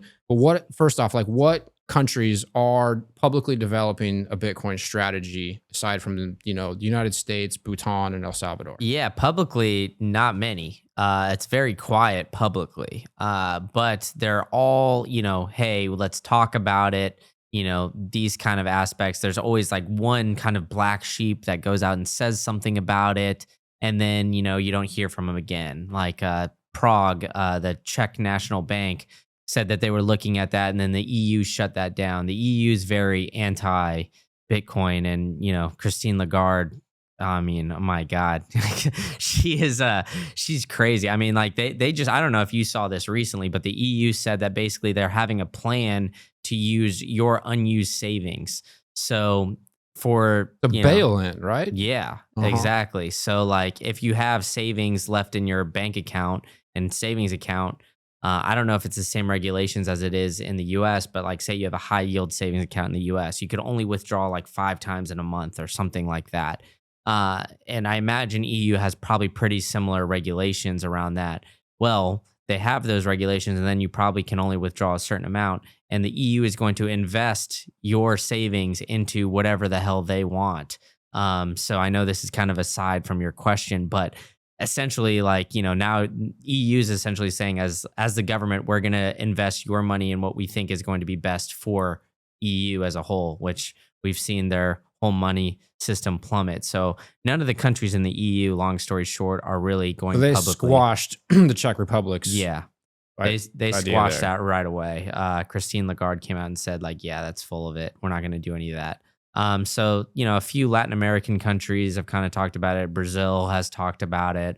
Has Malay talked about a Bitcoin strategy? Not recently. I mean, Malay had he got slaughtered with that shitcoin thing. He had that, what was it? Was it the Libra token or something like that? He had some, probably the biggest presidential rug pull you've ever seen in your life. And hopefully we'll ever see in our lifetimes. That happened there. So he hasn't talked about it since. We had in Canada, one candidate, Pierre Poilievre. Sorry if I butchered that name, but he's was on the Conservative Party. He was going to run against, Trudeau's successor. And I don't know how Canadian politics works very well, but I guess Trudeau's successor came in and like beat him out. And so, Poilievre lost, but he was talking about it up in Canada. And at this point, like, I just don't really think like too many other, countries have really talked about it publicly, but you have like a lot of little, public nuggets out there. So like the Norwegian Sovereign Wealth Fund is like a major holder in MSTR. And then we've got, the UAE Sovereign Wealth Fund has been buying Bitcoin, and a lot of these other. Is that real? Yeah. Yeah? Yeah. Okay. So like those like sovereign wealth funds are like buying Bitcoin and kind of, going through the ETF process with all of that. Um, but it's not like the governments, right? It's the sovereign wealth funds, which is kind of like adjacent to it. Um, but what I do think is interesting that not a lot of people talk about is that one of the bigger sponsors of like the Bitcoin conference for the past couple years has been Shell, and they, just kind of quiet. You'll see their logo every now and then, but they're not very public about it. They don't want their logo everywhere. And so it makes me believe that, these oil and gas industries, like, the flare gassing, capturing the flare gas, that was kind of the hot commodity a few years ago, like last cycle. And then I haven't really heard much about it this cycle at That's all. a good point. Neither And have I think like it's probably because like it's just almost become a norm at this point where, that's what, oil and gas companies are doing. So I imagine that, these countries are mining, and I would not be surprised if the BRICS countries are mining and, have been buying Bitcoin. I mean, there was talks of like the BRICS nations, which is like Brazil, Russia, Iran, China, and like Saudi Arabia, I think, that all of them have been like, we're trying to develop their own cryptocurrency in order to trade through there. I think Iran was the country that allowed you to use Bitcoin and other cryptos for international trade.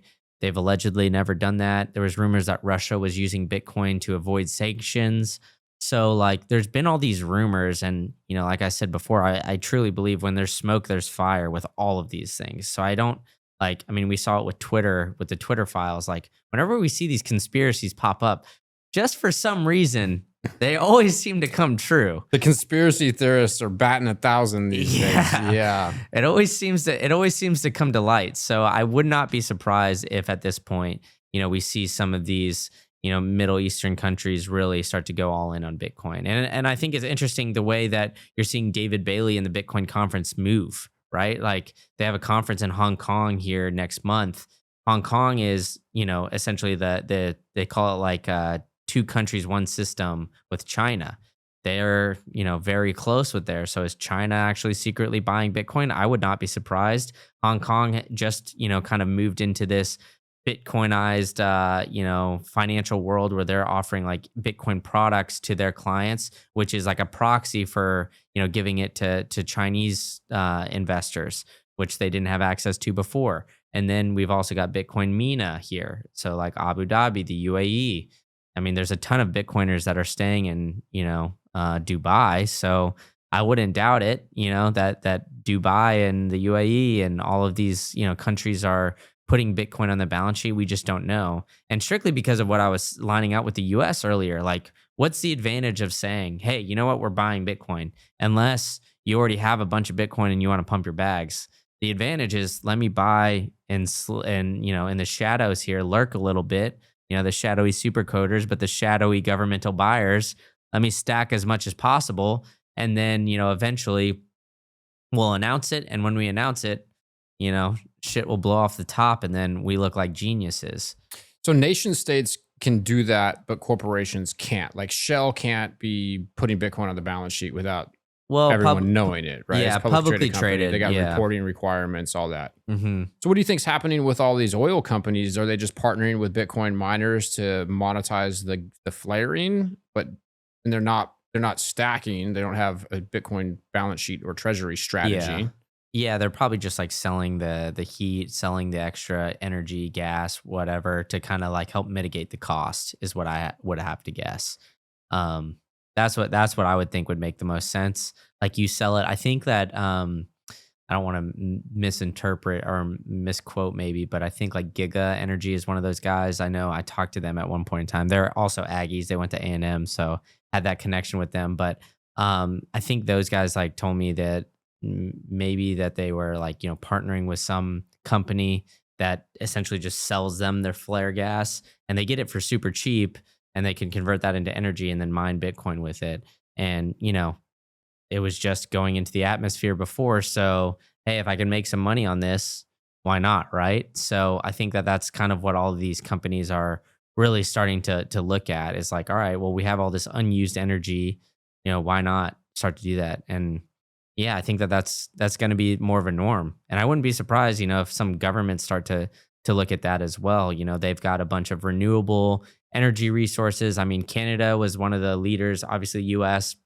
We have a bunch of mining hash power in the United States, but Canada has a shit ton of hydro, and that's what they've been using to mine Bitcoin for all of these different sites.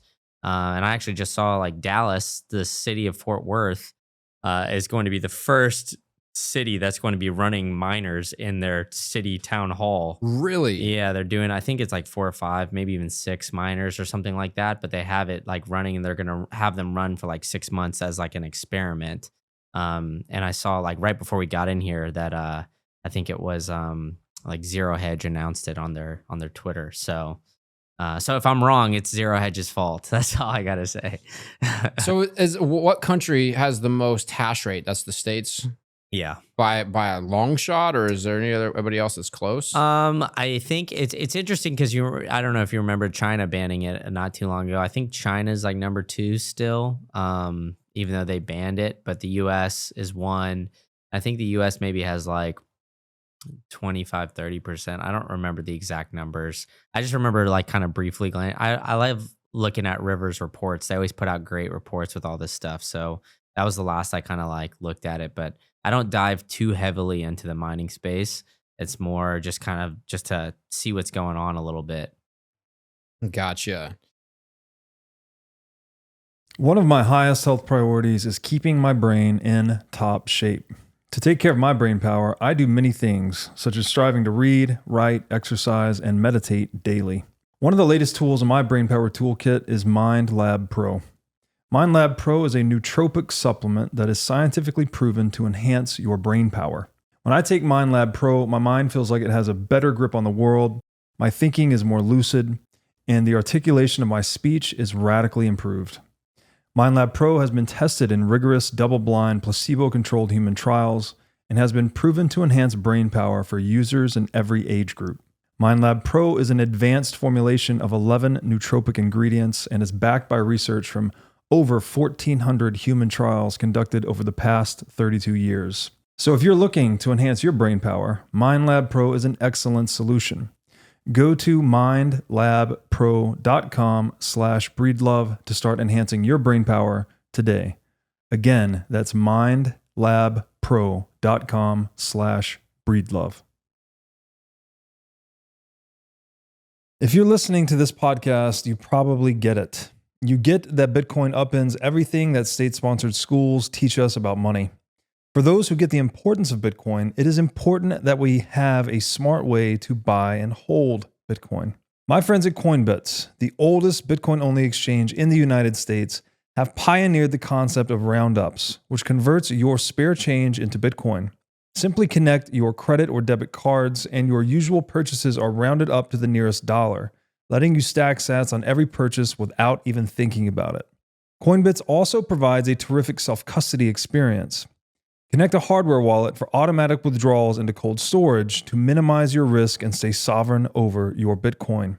My favorite Coinbits feature is Coinbits Plus, which gives you the best exchange rate on Bitcoin. It even gives you real-time feedback on how well you are doing on your savings plan. With Coinbits Plus, power users can save more money to buy even more Bitcoin. All that, plus peer-to-peer cash and Bitcoin payments, target orders, price alerts, and more means Coinbits can help you do almost anything you need to do with Bitcoin. So go to coinbits.app/breedlove to sign up today. Again, that is Coinbits, BITS.app/breedlove. When the IMF told El Salvador, basically, and I forget the specifics around it, I'll botch the details, but you basically have to change your legal tender laws. Then Bukele's tweeting something along the lines of like, "We're not stopping." I'm thinking to myself, what trick does he have up his sleeve? Like, that seems a little bit bold, you know? I'm like wondering, is Max Kaiser, is he a super whale going to pay off the debt? Is Bukele in conversations with Trump? You know, like there's an interesting thing, but like I felt that was pretty bold. I mean, it was blatant. Like we're not going to stop doing this. Yeah, he essentially gave like double bird to the Yeah. IMF because he said like they said, hey, you have to revoke this law, right? You can't have the legal tender law in place. And I mean, you said you've been to El Salvador. I went there. I would say maybe like 10 to 15% of merchants actually accepted Bitcoin when you kind of got into brass tacks. So I imagine those 10 to 15% probably still accepting Bitcoin. There's no capital gains tax. It's as good as legal tender in that sense. So yeah, you You could don't still need the law. Yeah, essentially just like a piece of paper saying, hey, this is, whatever. It's like I always think of that movie The Benchwarmers where they're like, how old are you? And it's this guy that wrote on crayon, I am 12, and he handed him like $20 bill in there. It's essentially the legal tender law, right? It's like, you could still transact with it, and as long as there's not the capital gains tax and everything like that on there, you're okay. But the unique thing that he did was the IMF loaned him money in order to say, hey, you know what, this is not going to be legal tender anymore. And El Salvador was buying 1 Bitcoin a day, basically, And then when they got that loan, they bought 11 Bitcoin that day. And then they were buying a little bit more, like 5 or 6 Bitcoin that day. And they reported every single day. And so then after that, the IMF was basically like, all right, look, like we're going to take away your funding if you keep doing this because we told you to stop, like not making it legal tender. And like now you're just buying more Bitcoin with it. Like this was not the point, basically. So now they're back to buying just 1 Bitcoin a day. So I don't know how like much the funding changed or anything like that. But I did think it was kind of interesting that as soon as that happened and the funding hit, instead of 1, let's go buy 11 real quick right off the bat. Seems ballsy.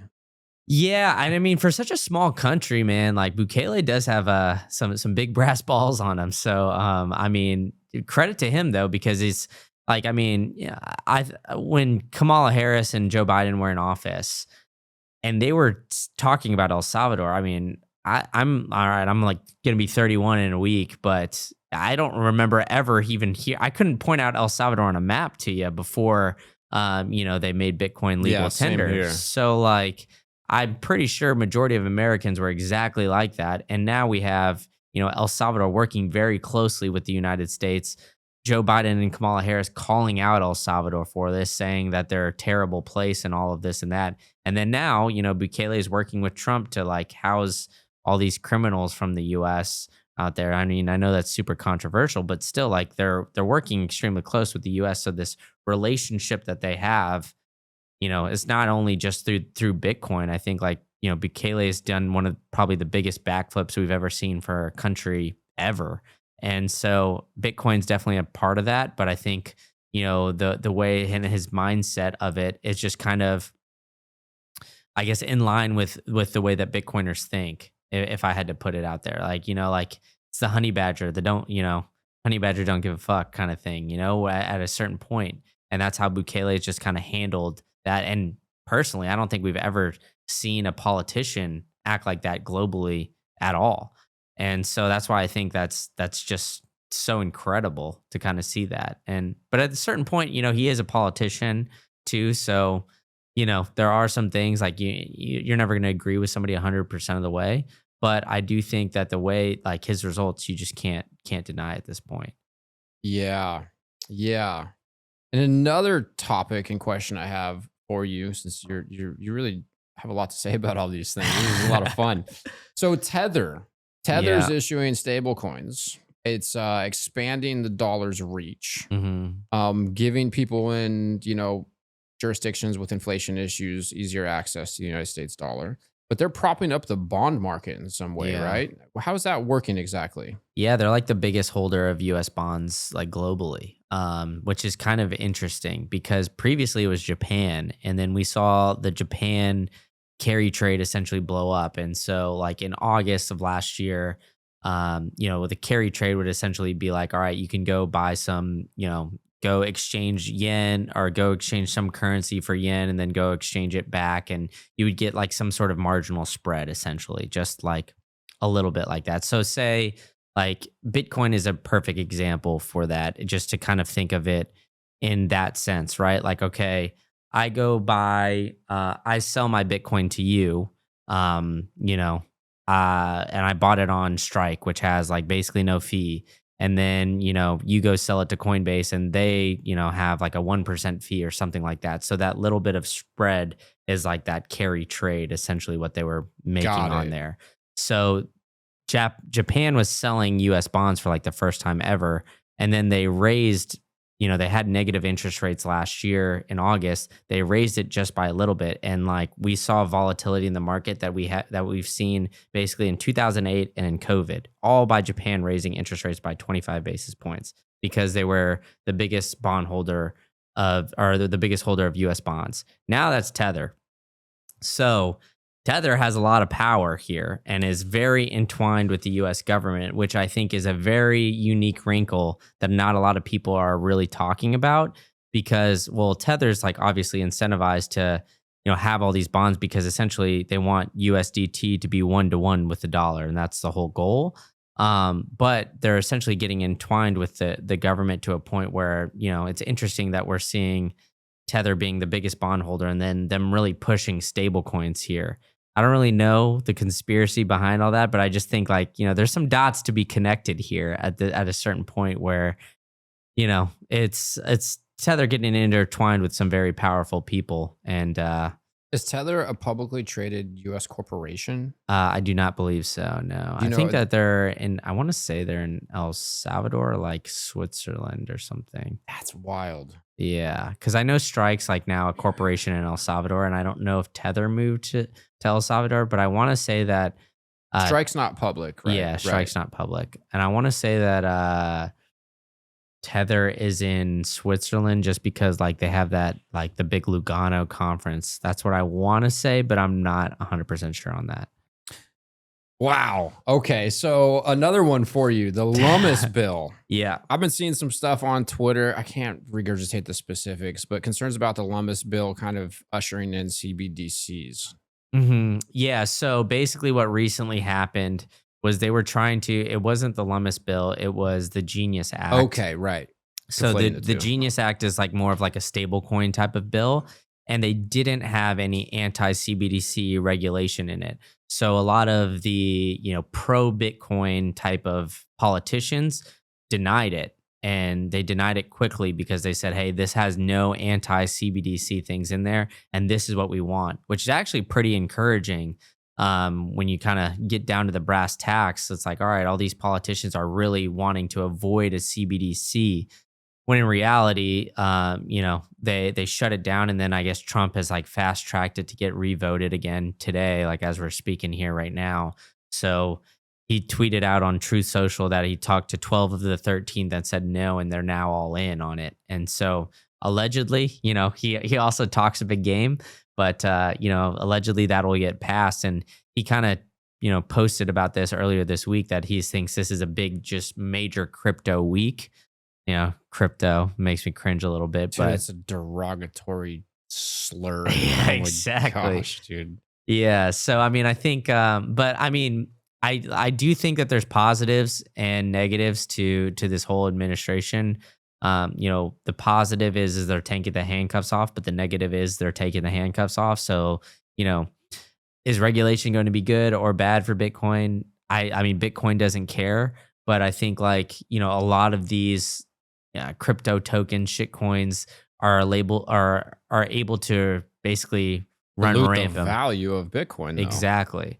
I mean, like I still get it to this day of like people who are like, all right, like we were talking a little bit about earlier, Bitcoin's at 120,000, XRP's at whatever it is. I have one, meme saved as like XRP's price like 6 years ago and XRP's price like 6 years later. Isn't it the same? It's the exact same price. So, I think last cycle it was like ETH, and then like, during this bear market, I felt like it was Solana. Now I'm hearing more about XRP, and I don't even really follow the shitcoin markets. I'm just relaying the messages of what I'm getting told. So, yeah, but it's funny. Like I get text messages now. Hey, what do you think about all of these tokens? And I just say, Bitcoin only. They're like, well, I want to diversify my crypto portfolio. Diversify. Yeah. Well, I mean, I said, hey, DE&I was a terrible policy in the US for everything. So don't let it ruin your portfolio as well as ruin what happened in corporate America here, you know? Because like you want to, why pick anything else but the best, right? Yeah. Do you use rubber band knives? Yeah. You know, or using more than one microphone. When Saylor said that to Bill, dude, I laughed so hard I almost fell out of my chair. He's like kind of barked at him. Yeah. Like, convicted? You're sitting in one chair. You Yeah. know, you convicted? I love that. Wow. You got any other fun conspiracies, weird things to like speculate on? Well, I mean, I don't know. Outside of like, yeah, I mean, there's the paper Bitcoin thing I think is really interesting. And I think that could be the only like big black swan event. But outside of that, man, I think like the potential that we're seeing right now of just the amount of Bitcoin that's getting taken off exchanges. I think as we're sitting here is like just like 2.1 million are on exchanges right now, and that's going down. And then we have like maybe 250,000 on OTC desks or known OTC desk wallets. And those are getting come off. And we're starting to see like all of these treasury companies come on and, you know, Pomp and all these other people going on CNBC essentially saying we're running out of Bitcoin. So I think the amount of buying that we're seeing, it's not a conspiracy theory to me. I think like the amount of buying we're seeing, the amount of Bitcoin getting taken off exchanges, I think like the very real possibility of like a supply shock or a supply squeeze is definitely coming about. And I think that, you know, a lot of people are kind of prepping for, hey, you know what? The bigger the asset gets, it's a slower grind. I don't think so, because I think, you know, we've never seen anything like Bitcoin ever in our lifetime. I don't think humans can grasp the amount all of human history. Yeah. And like, all right, for example, right, this table here, if we only had one table like this ever, you know, and you couldn't make any more, this would just go up in value dramatically, right? Because, all right, you know, we got Eric V. Sachs over here talking on it. All right, it just got more valuable because you're sitting here talking on it. You know, Robert Breedlove's in here talking on this table all the time. Well, hey, you know what? I really like this table. Well, Robert doesn't want to sell it because it's just inconvenient. And then, you know, then the price just keeps going up and up and up, and to the point where all of these people now, you know, thousands, millions of people have been watching this table. Now all of them recognize it. Everybody wants it. And then all of a sudden it goes from like, all right, a couple $100, $1,000 to 10, 20, 30,000, just like that. Well, that's what I think is going to happen with Bitcoin. Like we talked about it earlier, there's so little people that are still in the Bitcoin space and just have like 1 million sat millionaires. There's so few people like that. What'd you say, 13 million? 13 million. 13 million Bitcoin addresses that have 1 million sats or more. Or more, yeah. Right now, as it stands. Incredible. And that's $1,200 right today, right? Like you got to think like 12, how many, like this iPhone right here, it's like $1,200. Totally, yeah. You know, like these things, like if you were to sell your iPhone or whatever it is and buy Bitcoin, you would be in a bigger class than millionaires at this point, which is just incredible to say.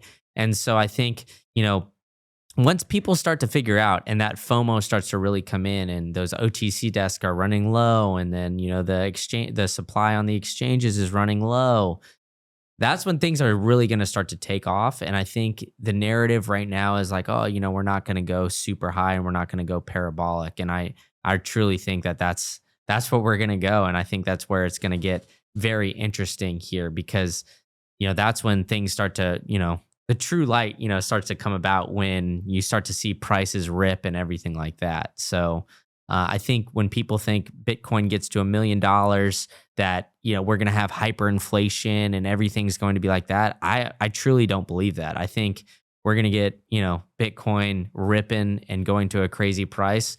And like, sure, the economic state isn't great right now, but I don't think we're going to get it at an extremely high price and like things have to crash and burn. I think Bitcoin's like an escape valve for the debasement. If Bitcoin goes to $10 million, let's say, just thought experiment, over the next year, that doesn't hurt the lives of the average individual. But if they print and we didn't have Bitcoin and housing goes up 5x, you're going to have a shitload of homeless people. Yeah. That's going to be a big problem. So it is really interesting what Bitcoin can do to like provide us a potentially smooth transition and be like a safety net in some sense for the potential hyperinflationary, environment that we are all scared could potentially happen. Then I have another question. Out of the 2.1 million that are on exchanges, is there a way to know, or do you know how many of those are held by retail who just haven't taken custody of them? I know I kind of asked you that already. Yeah, I mean, I just kind of look at like the chart. I think it's like at coinexchanges.com or something like that. And I show that pretty regularly. I think you can look and it'll show you which ones, like which exchanges hold all of them. So, I mean, you can kind of take it from there, I guess. But you can kind of look at it like from the OTC desks and everything else. But these, like the OTC and the big clients, I imagine, I don't know the intricacies of it, but I imagine like, they hold like a Coinbase holds like all of the retail maybe in like a couple wallets. And then the big OTC guys, they have their own specific dedicated wallet for, big baller over here, for Jeff Bezos, who's maybe holding it with them. And they have, all of everybody else kind of just mixed in. And that's why the white glove service is like their own specific wallet. That's how I would imagine they do it. I don't know that for a fact. But that's, how I would kind of see it. So you can see on that website just how much Bitcoin is on each exchange. So like Coinbase, Gemini, Kraken, all those. But you don't know the real users, right? Unless you get like the full ins and outs of them. So I imagine like all of those reported on exchanges are all held by retail, and like, MicroStrategy is not holding it in a Coinbase account, I imagine, right? Or like, one of these other companies that is coming online. I think it's all just kind of retail, I would assume at this point. Samson Mao might have a very vindicating moment here in the future. I definitely agree that we're going to have some sort of a mega candle here pretty soon. And I mean, like, if you think about it right now, right? Like Bitcoin, it'll move like 10% in a day.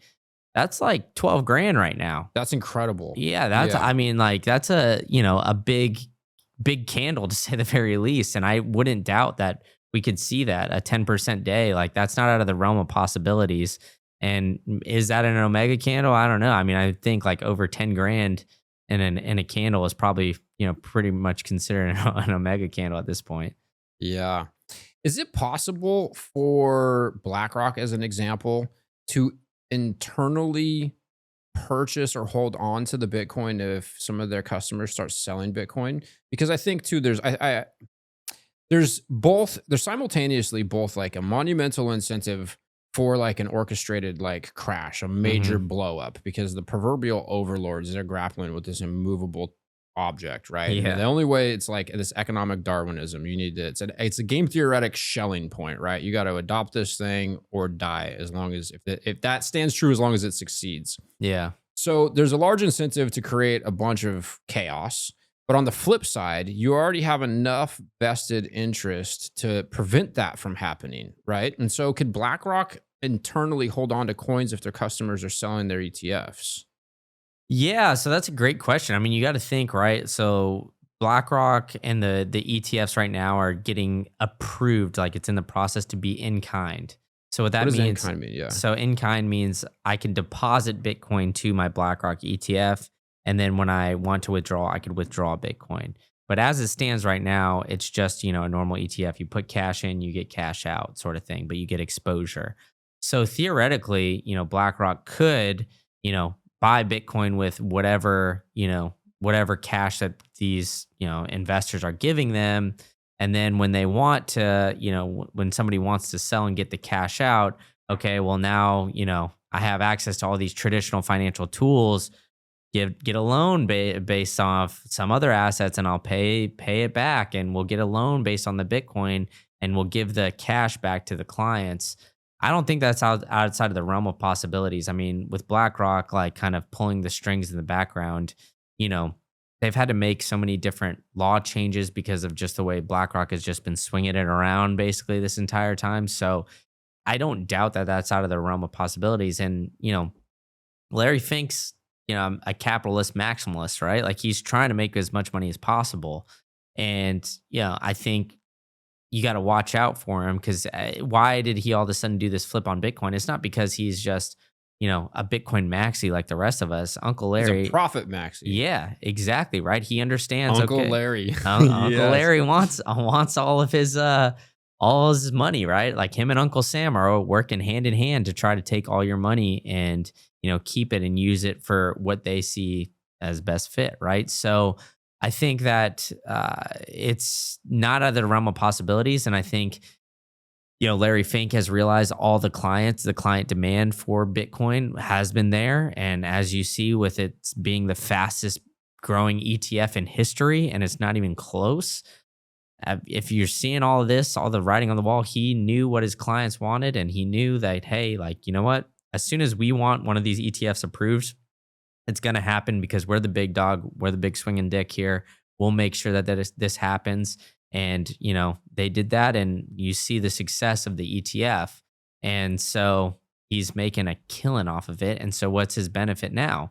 Benefit is to market towards those Bitcoiners. Oh, it's Bitcoin thing. It's really great, and that's what's pumping his bags right now. So I wouldn't be surprised if, he's looking at all these things in the background and saying, hey, you know what? We're looking at MicroStrategy. We're looking at all these different, I think BlackRock has like 800,000 coins maybe just on theirs, I want to say. So like they're looking at all these things, and I wouldn't be surprised if we start to see BlackRock really just put Bitcoin on their own balance sheet too. Because Yeah, I mean, this is the most interesting thing in all of financial history. It's yeah, wild. So there's a very special place called the Farm at Okefenokee.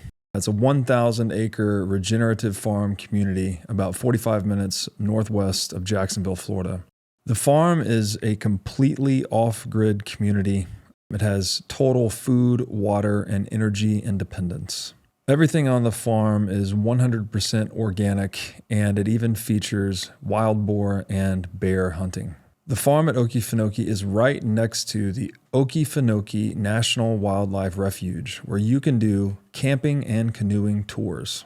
So if you're like me and you're interested in the self-sovereign lifestyle, then you can get your own lot on the farm at Okefenokee if you tell them that I sent you. Once you get a lot, you can build one of 3 custom cabin options. So if you value freedom, self-sovereignty, and living in touch with nature, then join me and my family. We have lot number 21, and we're going to be building a cabin there starting December 2025. To learn more about the farm at Okefenokee, go to okefarm.com and make sure to tell them that I sent you.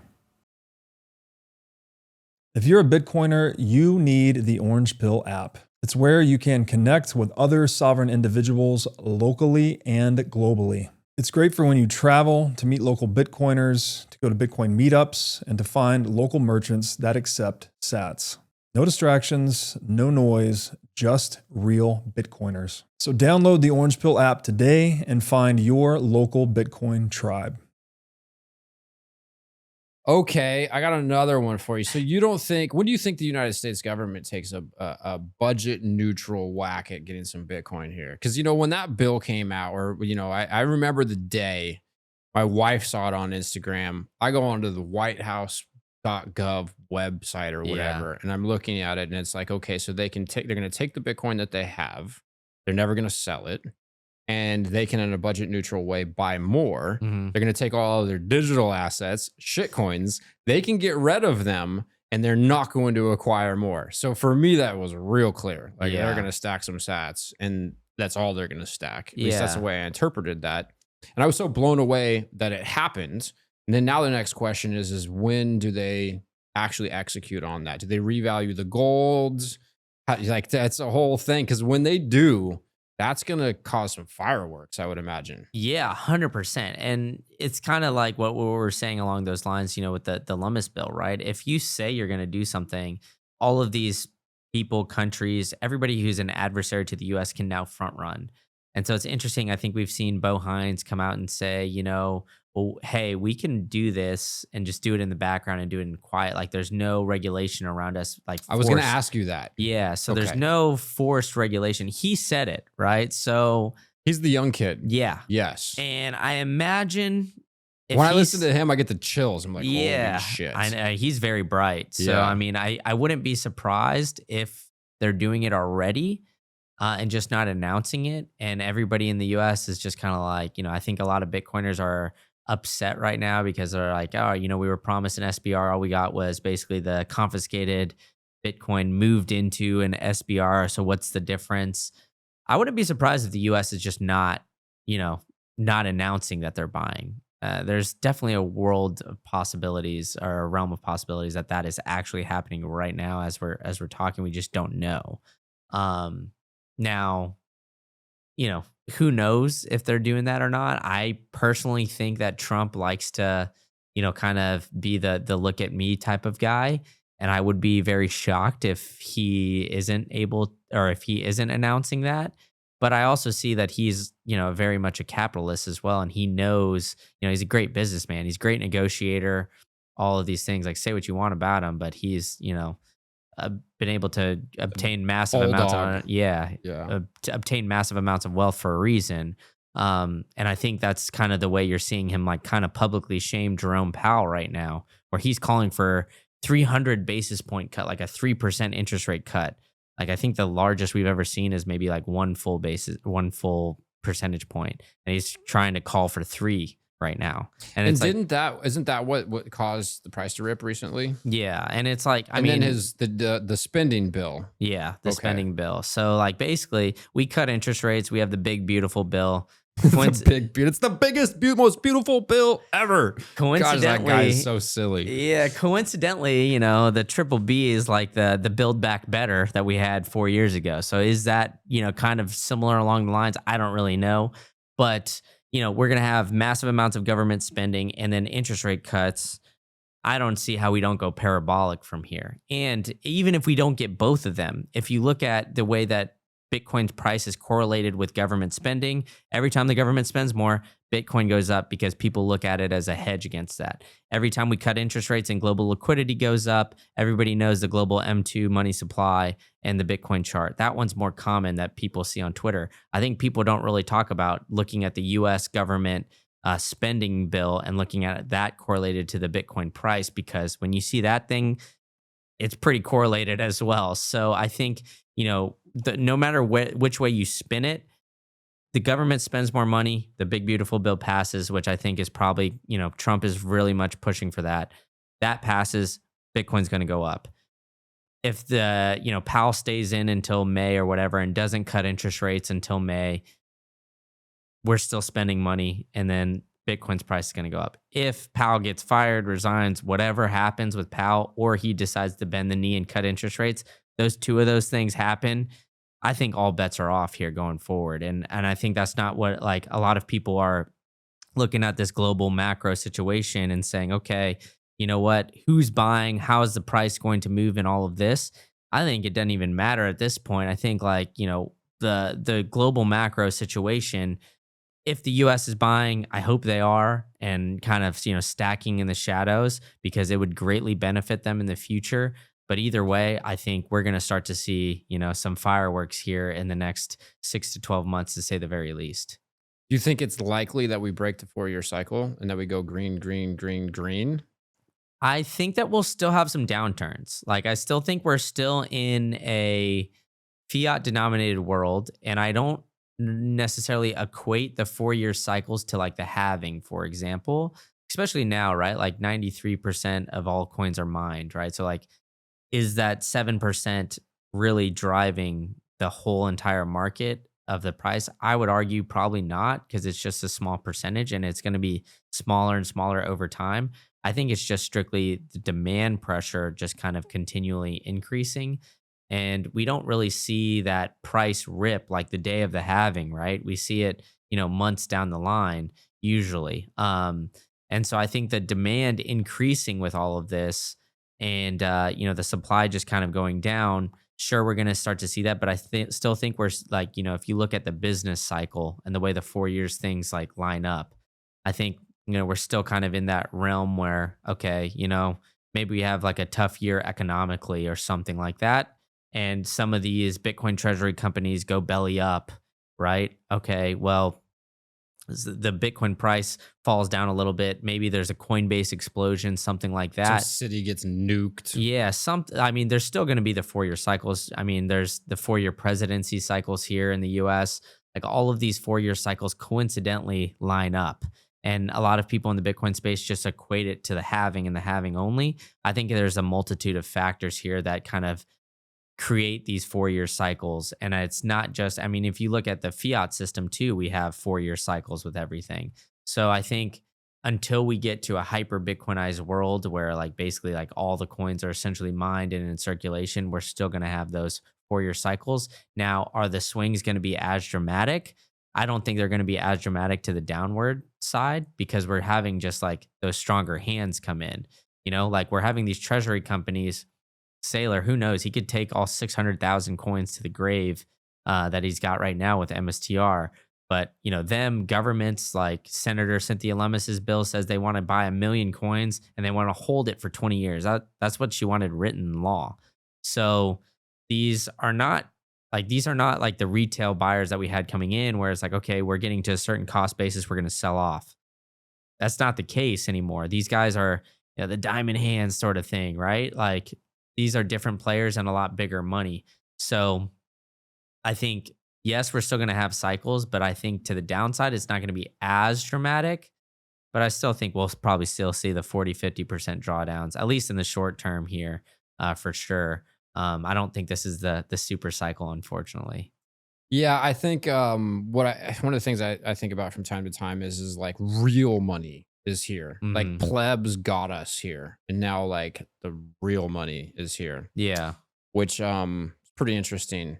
You know, when I heard Saylor first say that we go from whatever it is, 97% or whatever percentage we were at the time of the overall supply to 99%, I think 2034, 2035. yeah, That was a mind-blowing realization as well. Like we're in amongst the greatest gold rush in human history. That and another thing that I found interesting too is the Bitcoin Policy Institute. Saylor was doing his keynote and he's just like talking, doing his Saylor thing, and then he's like, yeah, we're whatever it was, 8th largest asset or whatever he says, and in 4 years basically we're going to surpass gold. I was like, pause, wait a second, that was a short-term price prediction there. That's a trip. You know, and like I think about Samson Mao, you know, he has an incentive to get attention, I suppose, but also, you know, with Jan 3, he's got, you know, credibility to protect. And the idea of us ripping to $1 million a coin is pretty interesting. And if it's, I would say, I think it is probable or logical to think that if we have this massive shred upwards, that there is going to be a large pullback. There are going to be a lot of people or entities or whatever that get blown up. They're over leveraged. But it is wild times.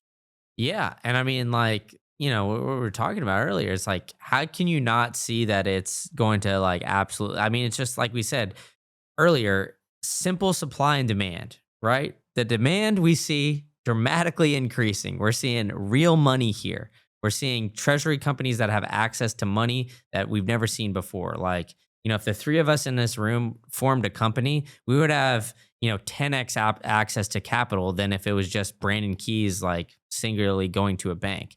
And so people are realizing that, okay, you know what? I could form a company, get 10x the amount of money I could get myself. All right, then we split it 3 ways. And now we have 10x the amount of Bitcoin, and I have 3-4 times the amount of Bitcoin that I would have been able to get myself.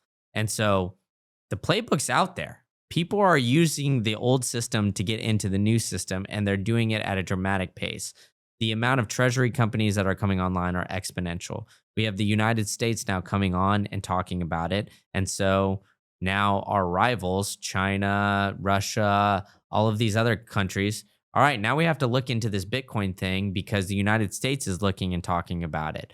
So all of these factors are coming online, and it's just like how I don't see how we can't be going up. And, you know, like you said, Samson, he's talking to all these governments.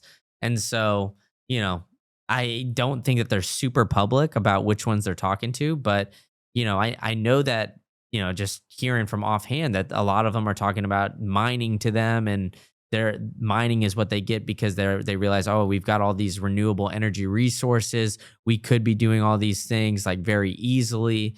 And you know what? Like maybe, hey, instead of heating my home with just a space heater using a Bitcoin miner, like plebs are seeing that, the governments are going to start to see that here pretty quickly too. And so these things are just going to be exponential. Like once a big kind of domino falls, it's like, the bigger the domino gets, even though the market cap is going to go up more, the amount of capital that's just sitting on the sidelines hungry for something like Bitcoin, I think we just haven't seen it before. And, all these models, power law, all these things, they all try to say, oh, there's going to be diminishing returns. They're going to be diminishing returns. We've never in history, like we said, seen anything with the level of scarcity that we've seen with Bitcoin.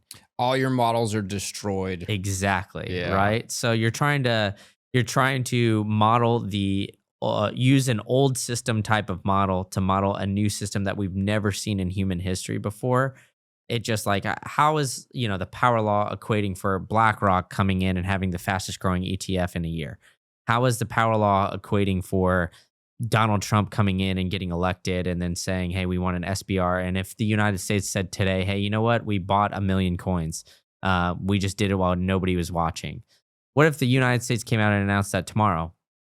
The power law going to account for that rocket? No, we're going to shootout? have that. It's the meme. I love the meme with the guy with the stick. Like, come on, do something. And then the candle blows through his head. Yeah, I mean, that's exactly what we're going to see. And it's like, all right, how can all these models equate for something like that we all know, like there's a lot of things rumbling under the surface. It's like the polar bear, pushing the beach ball underneath the water. Like something is going to make this thing just explode up at a certain point. And I think, a lot of people are still just kind of sitting around like, hey, do something, like you said. Like watching the paint dry. But in hindsight, I'm like, this is happening fast. Exactly. I mean, if you think back about it, like, we were at like 80K not too long ago. Yeah. Like 6 or so months ago. Yeah. 6-7 months ago. And now we're at 120. So that's a 50% increase already in like less than a year or so. I mean, I think we're getting, and it doesn't even feel like we're like even really getting started. If you look at Google search trends, I know a lot of people say, oh, with AI, you can't really look at the Google search trends. Google search trends are still very low. Like retail still isn't really here just yet. I think that's unit bias. Yeah. Mixed in with a lot of other craziness. Yeah. Yeah.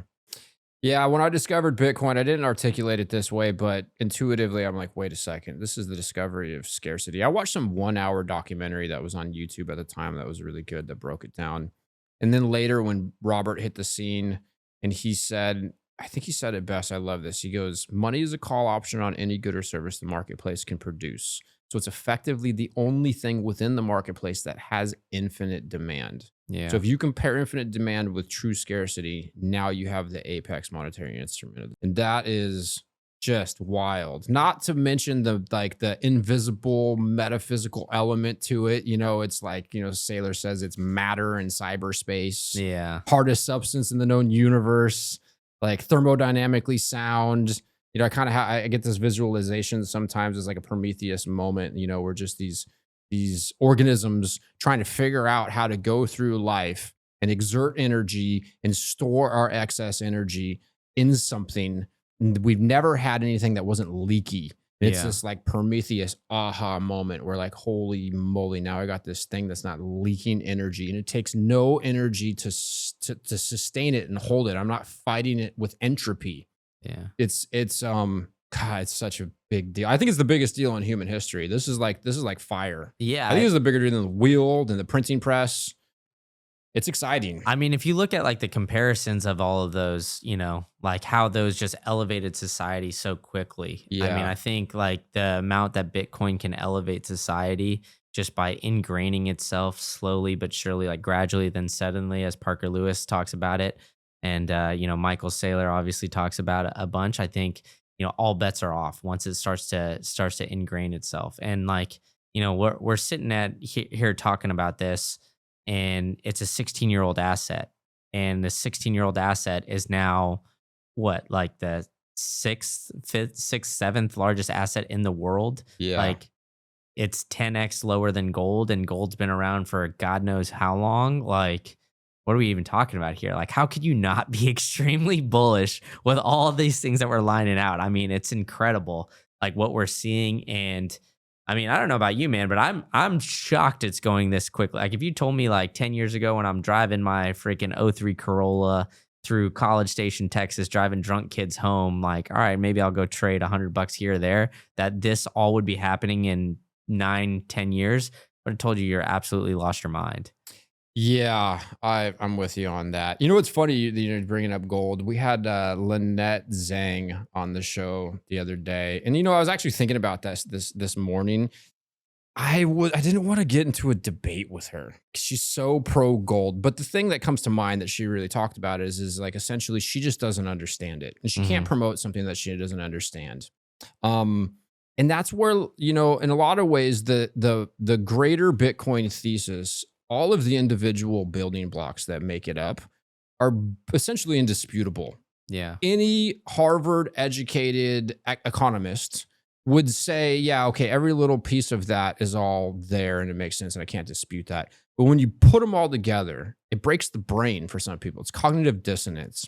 You know, and I'm not a super tech savvy individual. And in some sense, I don't play the game of I wish I would have known. But when I first discovered it, I didn't understand the way the network was designed and how little energy it takes to protect the network and how much energy it takes to attack the network.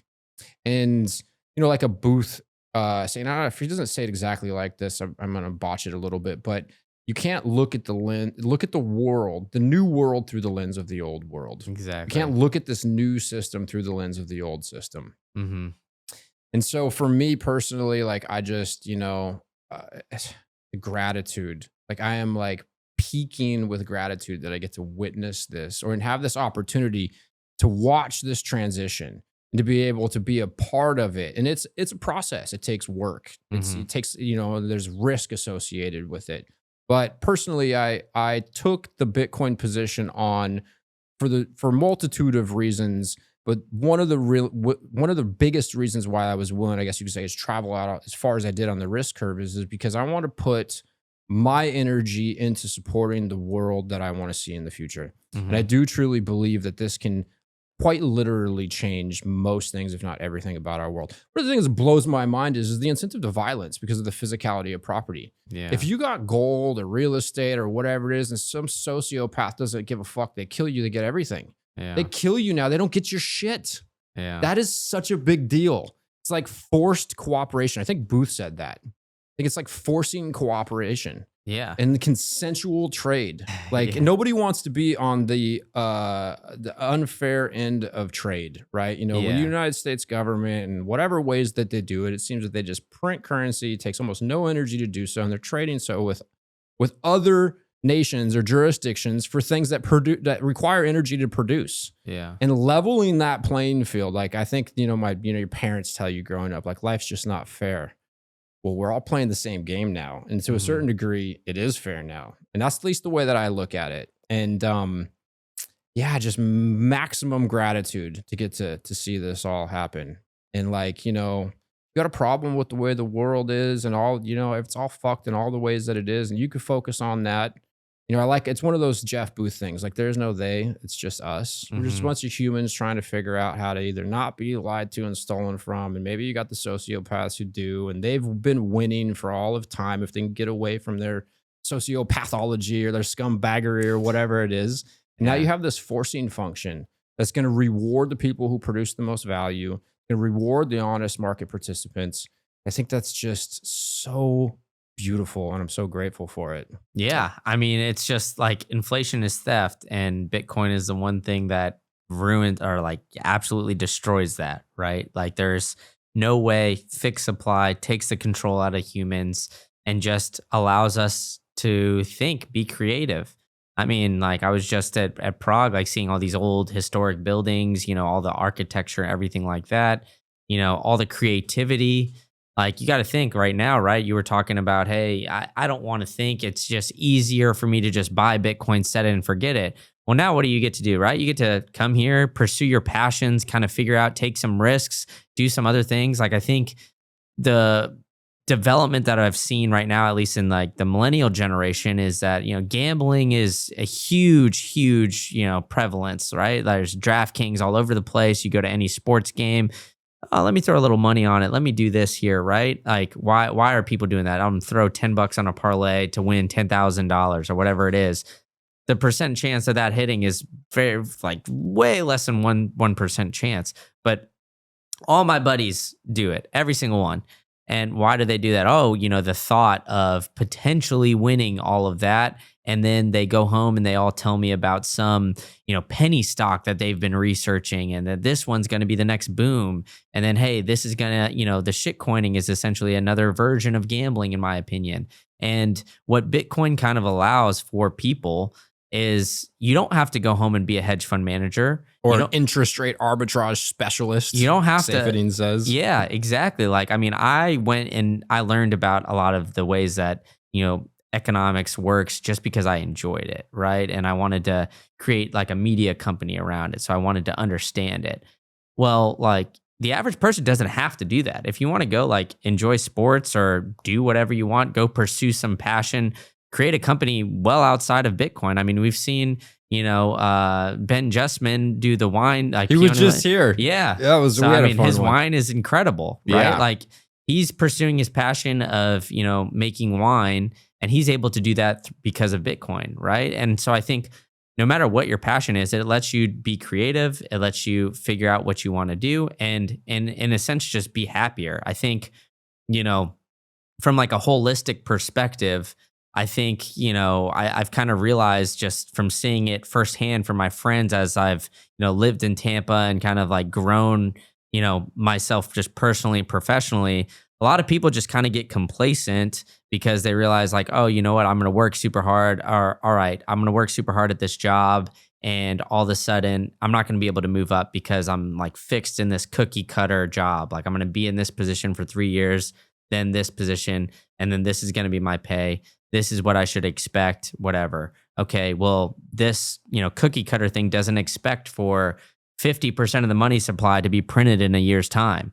These cookie cutter things don't realize all this. So your quality of life that you got accustomed to is slowly decreasing over time, because even though you're getting higher up in your job, you're getting more unhappy. And then, all of these things are happening. So then you're finding other ways to try to make a quick buck. So there's YOLO into 1000x. Like American Hodl said it best. Shitcoining is nihilism. Yeah. You think you're going to catch 1000x and your life is going to be better? Not probable.